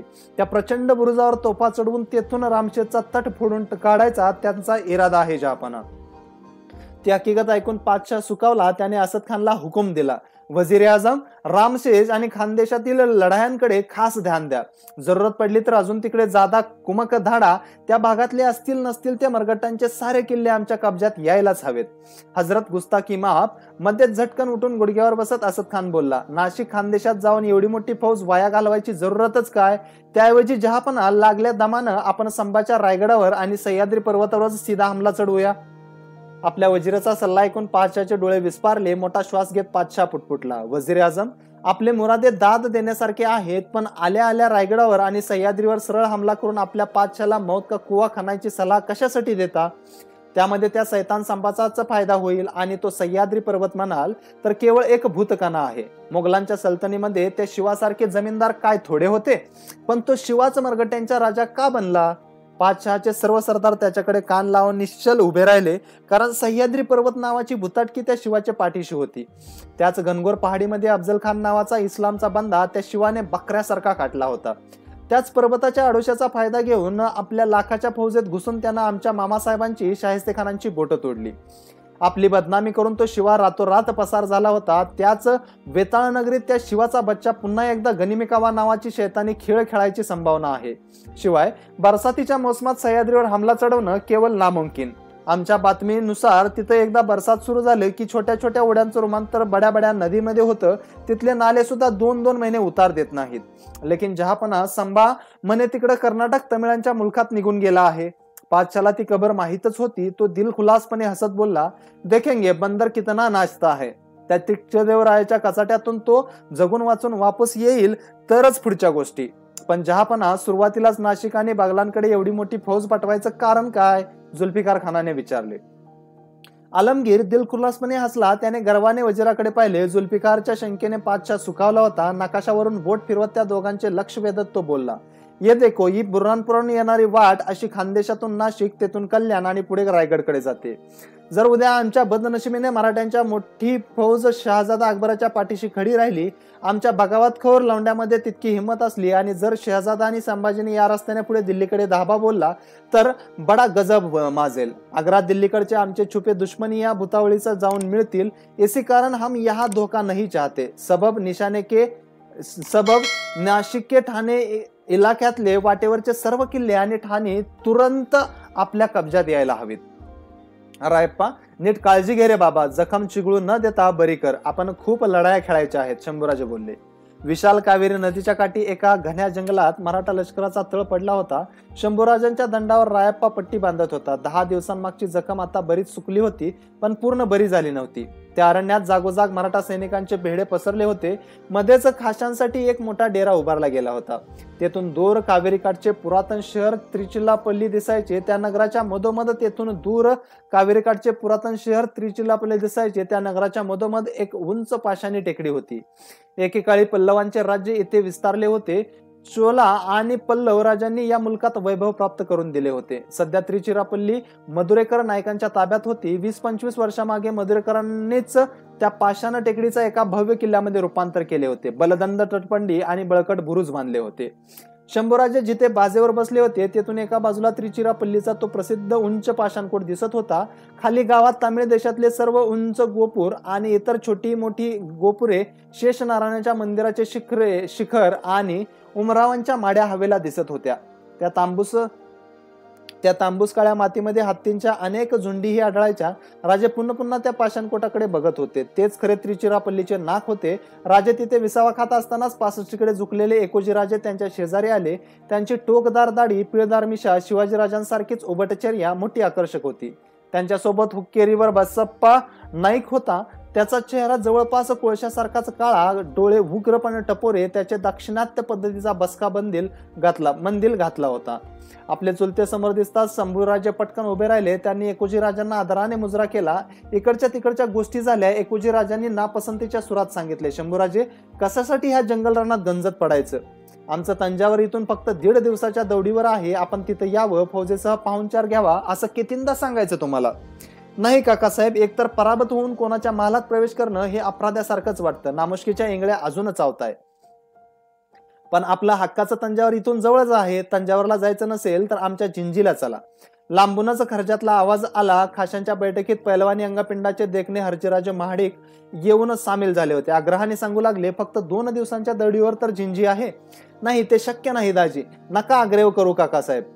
शंभूराजांची मुद्रा दुःखाने जाकळून गेली होती. त्यांनी आपल्या जीवलगांना स्पष्ट शब्दात सांगितले, गळ्यामध्ये पराभवाचा नामुष्कीचा लोडणा बांधून गोठ्यात परतणाऱ्या मुख्या जनावरासारखं माघारा फिरणं आमच्या रक्तात नाही. मंदिरात पुन्हा विजयाचा तुरा खोवीन, न जमेल तर आल्या वाटेनं तोंड काळं करून इथून निघून जाईल. बोलता बोलता शंभूराजाने त्रिचिरापल्लीची सखोल माहिती काढायला सुरुवात केली. सध्या त्या पाषाणकोटात मधुरेकर चोक्कनाथ नायक आपली मदुराई सोडून मुक्कामी येऊन राहिला होता. तो सध्याचा अतिशय दुर्बळ आणि विकलांग नरेश होता. मदुरा ही तशी संपन्न नगरी, पण म्हैसूरकर चिक्कदेव राजाने काही भाग, एकुजी राजांनी काही पट्टा आणि हर्जीराजांनाही त्यांचा काही भूप्रदेश बळकावला होता. आजकाल चोक्कनाथ नायक तसा चिक्कदेव राजाच्या सदैवर दिवस काढत होता. त्रिचनापल्ली नगरीत आणि वर किल्ल्यावर सुद्धा मधुरेकरांची शिबंदी नावाला होती. बाकी सारा फौजफाटा म्हैसूरकरांचा होता. वरच्या पाषाणकोटात तर चिक्कदेव राजाचे अनेक कसलेले गोलंदाज आणि बानायत होते म्हणे. त्यांची नेमकी संख्या कोणाला माहीत नव्हती, मात्र ती शिबंदी खूपच शक्तिमान असल्याची नगरात चर्चा होती. हुक्केरीकर बसप्पा नाईक शंभूराजांच्या जिद्दी संतापी चेहऱ्याकडे पुन्हा पुन्हा बघत होता. तो मध्येच उत्साहानं बोलला, शंभू महाराज, बाणावरच्या लढाईत आमच्याही फौजेनं पराभव चकला म्हणजे आम्ही घाबरलो वा थकलो असं नाही. तिथं आमची 1,500 माणसं ठार झाली, पण काळजी नका करू. 4-8 दिवसात आमची शिलकीतली 5,000ची फौज येऊन पोचेल तुमच्या पायाजवळ. हुक्केरीकर, लढाईसाठी खूप उत्सुक दिसता तुम्ही. काय करणार काकासाहेब? बसप्पा नाईक हसत बोलला, जोवर तुमचे राजे आहेत तोवर तेच त्या गर्विष्ठ चिक्कदेवाला ललकारू शकतात. ते आपल्या मुलखात निघून गेले की म्हैसूरकर हुक्केरी गिळंकृत केल्याशिवाय राहणार नाहीत. शंभूराजाने एकोजीरावांच्या तंजावरहून आणि हर्जीराजांच्या जिंजीहून जादा दारुगोळ्याची मागणी केली. मसलत सुरू असतानाच राजांनी कविकलशांना फरमावले, आजच गोळवंड्याकडे दूतधाडा. कुतुबशहाकडून नवी 5,000ची फौज 10-15 रोजात येथे येऊन पोचली पाहिजे. शंभूराजांना हवी ती साथ देण्यासाठी हर्जीराजे पुढे धावत होते. एकुजीराजांनाही त्यांनी चांगले बळ देऊ केले. मसलत संपवताना शंभूराजे बोलले, आपल्या जखमा बऱ्या होण्यापूर्वी दुश्मनाला जखमी करायला हवं. शंभूराजे उठण्यापूर्वीच त्यांच्या डेऱ्याकडे पोचायचे, त्यांच्या सेवेसाठी खडे राहायचे. हा रायप्पाचा जन्मभराचा प्रघात होता. परंतु त्या दिवशी जेव्हा रायप्पाला शंभूराजांचे दुसरे सेवक उठवायला आले तेव्हा उठायला उशीर झाला की काय म्हणून रायप्पा धडपडत जागा झाला. डोळे चुळत बाहेर बघू लागला तर पहाट व्हायला आली होती. तो तसाच लगबगीने राजांकडे जाऊन पोहोचला. शंभूराजांचे डोळे तांबूसजार दिसत होते. रात्रभर ते नीट झोपलेले नसावेत. त्यांनी रायप्पाला लागलीच हुकूम केला, रायप्पा, आपले स्वार शिपाई घेऊन आजूबाजूच्या गावात जा. मला जास्तीत जास्त चांबार ताबडतोब पाहिजेत. जी सरकार. लष्करातले कारभारी गोंधळे. कविराजांनाही काही बोध होईना. दक्षिणेच्या मोहिमेवर निघण्यापूर्वी आपल्या फौजेतील बहादरांना पुरेशी पायताने चपला आहेत किंवा कसे याची खात्री स्वतः येसुबाई महाराणींनी केली होती. रायगडवाडीत त्यासाठी चर्म उद्योगाचा एक कारखानाच होता. राजाज्ञेप्रमाणे आजूबाजूच्या गावातील अनेक चर्मकार गोळा झाले. मग राजाने आपणास म्हशीचे, बैलांचे, हत्तींचे जे मिळेल ते कातडे जमवा अशी मागणी आली. कातडी कमावून चांगली वातड बनवायचा हुकूम सर्व चर्मकारांना दिला गेला. जोत्याजी आणि कविराजांवर वेगळी जोखीम सोपवली गेली होती. कावेरी नदीच्या आल्याड आणि पल्याड जेवढ्या कोळ्यांच्या वस्त्या होत्या त्या सर्वांच्या छोट्या मोठ्या होड्या एकत्र करायचा हुकूम झाला. नावड्यांसह होड्या काही दिवसांसाठी भाड्यावर घेतल्या गेल्या. जवळपास 1000 नावा आणि होडकी त्या विशाल नदीमध्ये एका बाजूला गोळा करण्यात आली. जसा भरता पाऊस काळ जवळ येऊ लागला तशी राजांना घाई केली. त्यांच्या अनुरेणूमध्ये एक झंजार लढवया उसळ्या घेत होता. त्या सेनानायकाचे खांदे रिवरवू लागले. हर्जी माडिक ही राजांच्या संकल्प सिद्धीस नेण्यासाठी जीवाचे रान करत होते. एकदा कावेरीला महापूर आला की राजांचे सारे मनोरथ वाहून जाणार होते. किमान 2 महिने ती प्रचंड नदी उतार देणार नव्हती. धाडसाने एक वेळ मनुष्य प्राणी प्रवास करू शकेल, पण जड सामान आणि घोडी पल्याड नेणं अशक्य होतं. त्यातच कविराजांनी 300 स्वारांचे बहादूर पथक वेगळे केले. 3 तिरंदाजीचे धडे सुरू झाले. वेळूच्या आगर वेताच्या लवचिक फोकाट्यांपासून कामटे तयार केले जायचे. त्यामध्ये चिवलीच्याच कांबी घेऊन त्याचे बाण बनवले जायचे. त्या बाणावर कावेरीकाठी रोज सकाळ संध्याकाळ सराव सुरू असायचा. पण म्हैसूरकरांसारखे लांब पल्ल्याचे तडाखे बंद बाण मात्र मराठा फौजेकडे नव्हते. मात्र ऐनवेळी शंभूराजे तो जिन्नस कुठून तरी पैदा करतील याची फौजेला खात्री होती. तंजावर, जिंजी, गोवळकोंडा आणि एक्केरीवरून ताज्या दामाची पथके येऊन पोचली. तसे रायगडाकडून आलेल्या अवसान चढले. घोडी माणसे फुरफुरल्यासारखी करू लागली. लष्करी बाजारात खबर फुटली, येत्या 1-2 दिवसामध्ये शंभूराजे माशाच्या मोठ्या शिकारीवर निघणार आहेत. शेवटी ती निर्धाराची पहाट उगवली. कावेरीच्या पात्रात भला पहाटे अनेक मोठ्याल्या नाव्या आणि होडा रांगेने उभ्या राहिल्या होत्या. त्यांच्या काळ्याशार सवल्यांच्या शेपट्या जलपृष्ठावर पसरल्या होत्या. चेकाळलेल्या मराठ्या बहादुरांनी नावेत धनाधन उड्या ठोकल्या. अनेकांनी घोड्यांचे लगाम हाती धरले होते. नावेच्या आधाराने होडी पल्याड पोहून जाणार होती. इकडच्या रानात पाळीव हत्ती खूप. हर्जीराजांनी 500 हत्तींचे पथक जमा केले होते. त्यांच्या पाठीवर जड सामान लादले गेले. 3 सांजेपासून ते थोरल्या पहाटेपर्यंत नदीच्या काठाने वेगवान हालचाली सुरू होत्या. माशालीच्या उजाडात शंभूराजांची चर्या खूप निर्धारी दिसत होती. त्यांनी नदीपल्याडच्या निद्रेच्या अधीन झालेल्या त्रिचिरापल्ली नगरीकडे आणि तिथल्या उंच पाषाणकोटाकडे बघितले. तो कोट त्यांना रायगडाच्या टकमकीसारखाच भासला. त्यांनी हसून हर्जीराजांकडे बघितले. इशारा मिळाला तसा नावा सरसरा पाणी कत्रत पुढे निघाल्या. वल्ली नेटाने हलू लागली. पाण्याचा चुंबळक डुंबळोक असा आवाज होऊ लागला. सखळ भागाचा अंदाज घेत माहुत्यांनी पाण्यात हत्ती घातले. ते वेगाने पुढे पावले टाकू लागले. शंभूराजांची ती चतुरंग सेना उजाडता त्रिचिरापल्लीच्या कुसाला भिडली. अचानक गुपचूप झालेला तो हमला बघून आतली शिबंदी बावरली. ऐदिरी ऐदिरी, दुश्मन दुश्मन, मराठा मराठा असा आतून गिल्ला ऐकू येऊ लागला. मात्र आतल्या शिबंदींना चटका केला.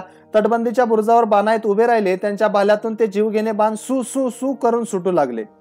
आता चांगलेच उजाडले होते. चिक्कदेवाची शिबंदी बाणांचा पाऊस पाडत होती. पण मराठी आणि त्यांचे मित्र माघारी हटत नव्हते. बुरुजावरचे कानडी आणि तमिळ सैनिक अवाक होऊन पुढे बघू लागले. नावेत होडक्यात समोरच्याच बाजूला चर्मधारी पदके उभे होती. राजांनी जाड वातळ चामड्यांचे झगे आणि डोक्यावर तशाच जाड कातडी टोप्या शिवून घेतल्या होत्या. येणारे बाण कुचकामी ठरत होते. तेल लावलेल्या त्या कातडीवरून खाली उघळून पडत होते. चिक्कदेवाच्या हुकमी शस्त्राचा फारसा उपयोग होत नव्हता. नावेतले शंभूराजे हर्जी महाडिक आणि बसप्पा इक्केरीकर गालातल्या गालात हसत होते. चढत्या उन्हाबरोबर रणचंडीने उग्र स्वरूप धारण केले होते. त्रिचिरापल्लीच्या कुसाच्या भिंतीने बगदाडे पडू लागली होती. हत्ती आणि हत्तींचे बळ घेतलेले मराठी आत घुसू लागले. प्रवेशद्वाराच्या फळ्यावर हत्तींनी टकरा मारल्या. त्यांच्या मस्तकांनी दरवाजे फुटले. दोस्तांच्या फौजा आत घुसल्या. रस्तोरस्ती संघर्ष पेटला. 3 साजेपर्यंत त्रिचिरापल्ली शहर ताब्यात आले. विजेता शंभूराजांना हसू फुटले. त्या सायंकाळी शंभूराजे हर्जी महाडिक एकोजी कलशांसह सर्वांच्या खाशा पालख्या श्रीरंगमाला जाऊन पोहोचल्या. एका पालखीमध्ये अंबिकाबाई अक्कासाहेब होत्या. त्या आपल्या पराक्रमी धाकट्या बंधूकडे मोठ्या अभिमानाने बघत होत्या. कावेरी आणि कोलडिम नदीच्या संगमावर शेषशय्येवर पोहोडलेल्या श्री विष्णूचे सर्वांनी दर्शन घेतले. देवाला अभिषेक घातला. मात्र मंदिरातून बाहेर पडताना शंभूराजांची नजर पुन्हा समोरच्याच उंच पाषाणकोटाकडे जात होती. तिथल्या बुरुजावर पेटलेले पलिते आणि जागसूत पहारेकरी दिसत होते. राजांच्या बावऱ्या नजरेकडे बघत हर्जीराजे बोलले, शंभूराजे, किल्ल्यावर लागलीच धाव घेण्यात मोठा धोका आहे. तिथं मैंदाळ, घासदाणा आणि दारू आहे. तिथे मधुरेकर नायक चौकनात राहतो. त्याच्या सोबतीच्या चिक्कदेवाची शिबंदी किमान 6 महिने किल्ला झुंजत ठेवील. तेव्हा जरा सबुरीनेच पुढचं पाऊल टाकलेलं बरं. आणखी काही दिवस पाषाणकोटाच्या आजूबाजूने छोट्या मोठ्या चकमकी चालू होत्या. पण दोन्ही दले मुख्यतः एकमेकांचा अंदाज घेण्याचाच प्रयत्न करत होती. किल्ल्याच्या पायथ्याजवळ 7-8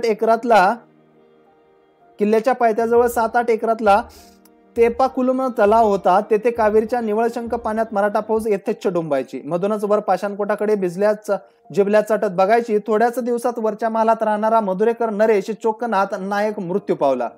नायकांचा दिवाण लगबगीने राजांच्या भेटीला आला. आपल्या नरेशाचे शव आपल्या राजधानीत मदुराईतील नेण्यासाठी विनंती करू लागला. शंभूराजांनी त्याला खुल्या दिल्याने परवानगी दिली. तेव्हा बसप्पा नायकाने राजांना खुणवून बाजूला नेले. हळूच सांगितले, शंभूराजे, संधी चांगली आहे. राजाचं प्रेत बाहेर काढण्याच्या निमित्तानं महादरवाजा उघडला जाईल. हीच नामी संधी साधू आणि आपलं लष्कर आत घुसवू. शंभूराजांनी नाराजीने हुक्केरीकराकडे बघितले. ते बोलले, बसप्पा, आम्ही राजे आहोत, लुटेरे दरोडेखोर नव्हे. शंभूराजे खूप सावध होते. एकुजीराजे काहीसे हवालदिल दिसत. त्यांना म्हैसूरकराची धास्ती वाटे. हर्जी महाडिक आणि कलशांची घोडी नगराच्या वेशीभोवती रात्री बेरात्री धावत त्रिचिरापल्लीसारखी समृद्ध नगरी मराठ्यांच्या ताब्यात गेल्याचे चिक्कदेव राजाला सावणार नाही. तो कोणत्याही क्षणी हमला करणार अशीच वंदता होती. 4-8 दिवस काही घडले नाही. आबाळात दाटणारे कृष्णमेघ ही पुढची भीती दाखवू लागले. एके दिवशी शंभूराजांनी आपला घोडा जिद्दीने पुढे हाकारला. हर हर महादेव, जय शिवाजी, जय संभाजी असं म्हणतात येळकोट माजला. 10,000च्या फौजेनं त्या पाषाणदुर्गाला वेढा घातला. किल्ला सरळ, उंच, फताड आणि कातीव. त्याची उंची 100 गज. सभोवतीनं अतिशय बळकट तटबंदी. मध्येच पाण्याचा खंदक. मराठी आणि कानडी बेलदार कामाटी पुढे धावले. खंदक बुजवू लागले. तितक्यात आतली शिबंदी बुरुजावर आली. त्यांनी हुकमी बाणांचा पाऊस सुरू केला. तशी मराठी, हैदराबादी आणि हुक्केरी सैनिकांनी कातडी अंगरख्याचा आडोसा घेतला. त्यामुळे अंगावर कोसळणारे बाण बोथट झाले. 2-3 दिवस खूपच रणसंग्राम माजला होता. मराठे धाडसाने शिड्या लावून तटबंदीवर चढण्याचा प्रयत्न करत, हत्ती महादरवाजा फोडण्याचा यत्न करत, दोन्ही दलात बाणाबाणी, भालाफेक आणि गोळागोळी चालली होती. गोळी रक्ताच्या थरवळ्यात खाली कोसळत होती. तोफेच्या तडाख्याने भाजलेला हत्ती गडाबडा लोळत होते. त्यांचे चित्कार कानाला सहन होत नसत. खूप दणकादणकी हाणामारी सुरू होती.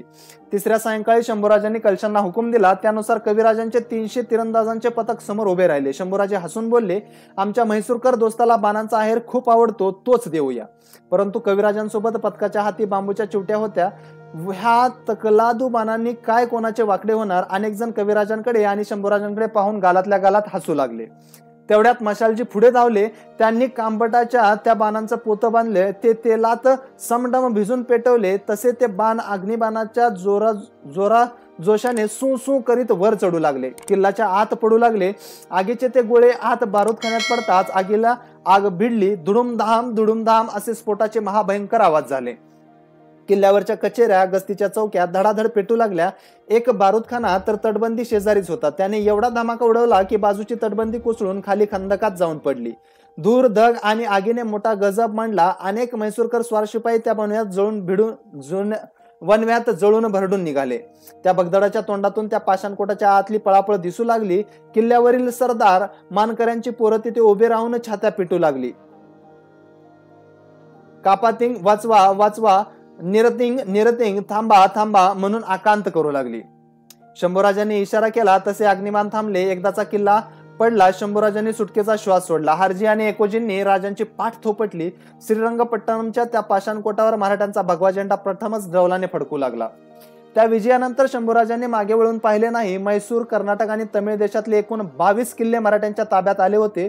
एकीकडे धर्मपुरी, होसूरचा इलाका, ते दुसरीकडे खाली मधुरा, ते पलीकडे जिंजी, वेल्लुरापर्यंतचा मुलूक मराठ्यांच्या घोड्यांच्या टापांनी धनानून सोडला.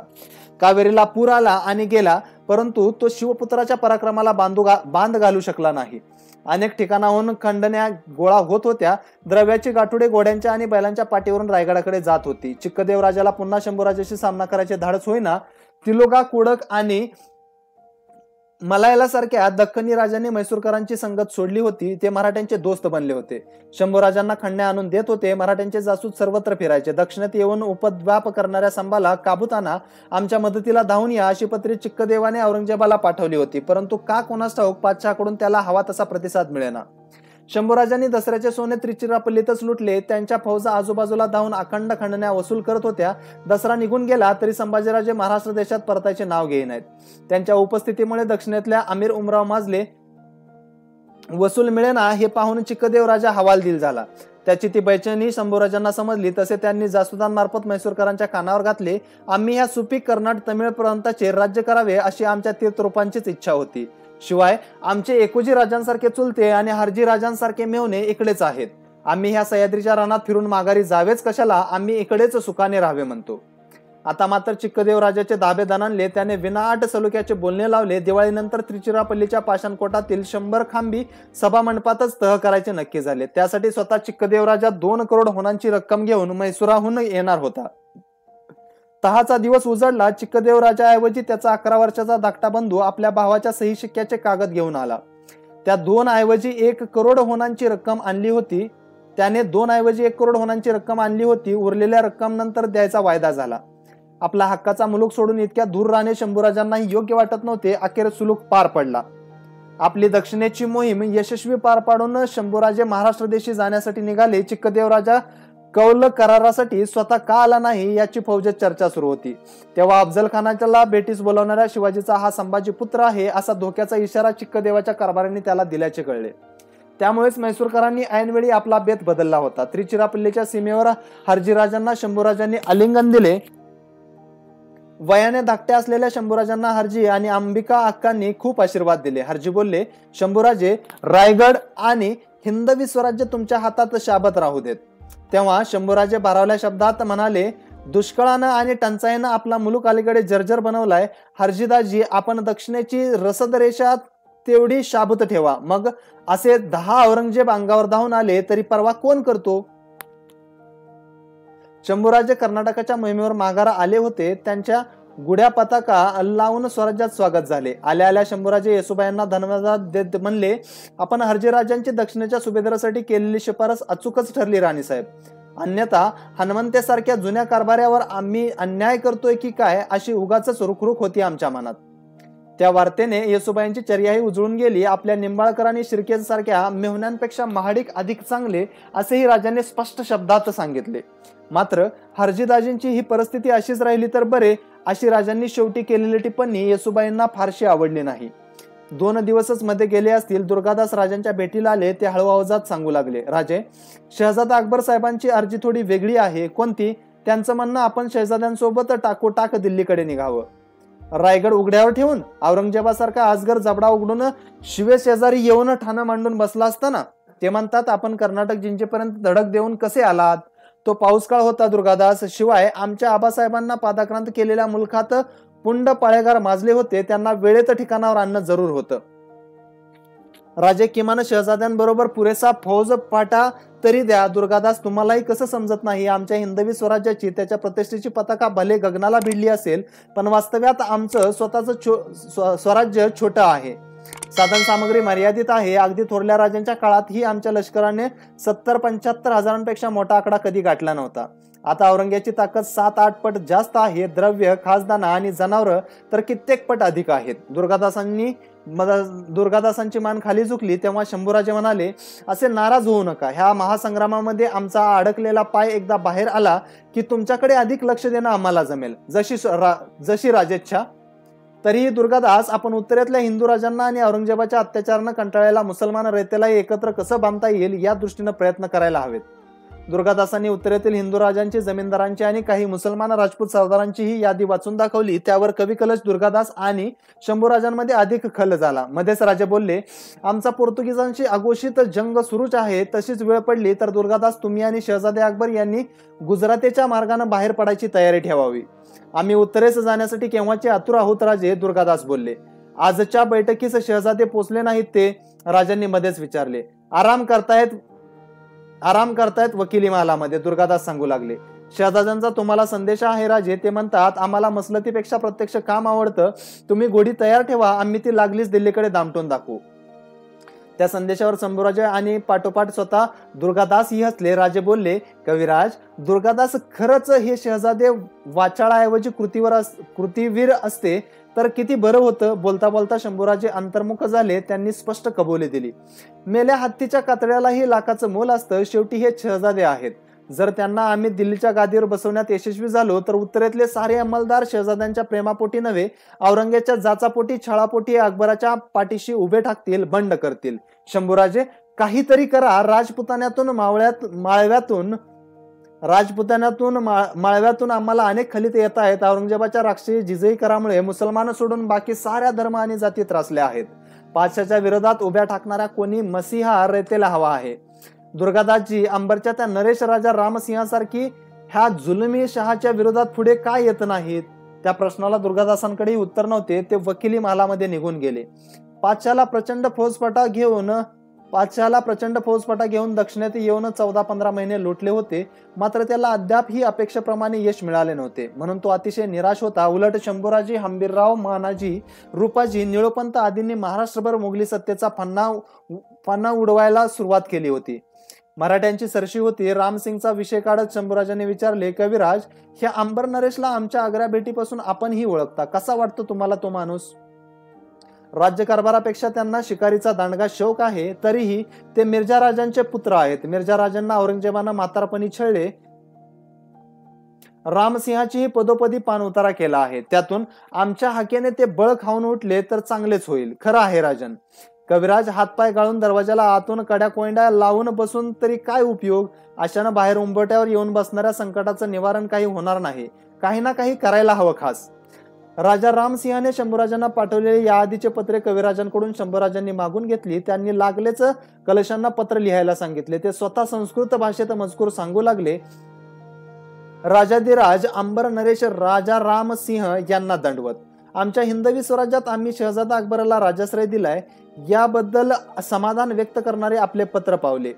आपण सारे हिंदू आहोत, सांप्रत सर्वांनी मिळून सर्वांच्याच भल्यासाठी काही करावे हा आपला सुविचार आमच्या मनास खूप भावला. तथापि आम्ही औरंगजेबाला विरोध करू नये, त्यांची हुकूमत मान्य करावी हा आपला सल्ला खचितच एका राजपूत राण्याला शोभणारा नाही. सबब पातशहांचे मांडलिकत्व मान्य करायचा विचार कोणाही मानी मराठ्याला मानवणार नाही. शिवाजीराजांच्या पुत्राला असा विचार शिवण्याचा तर सवालच नाही.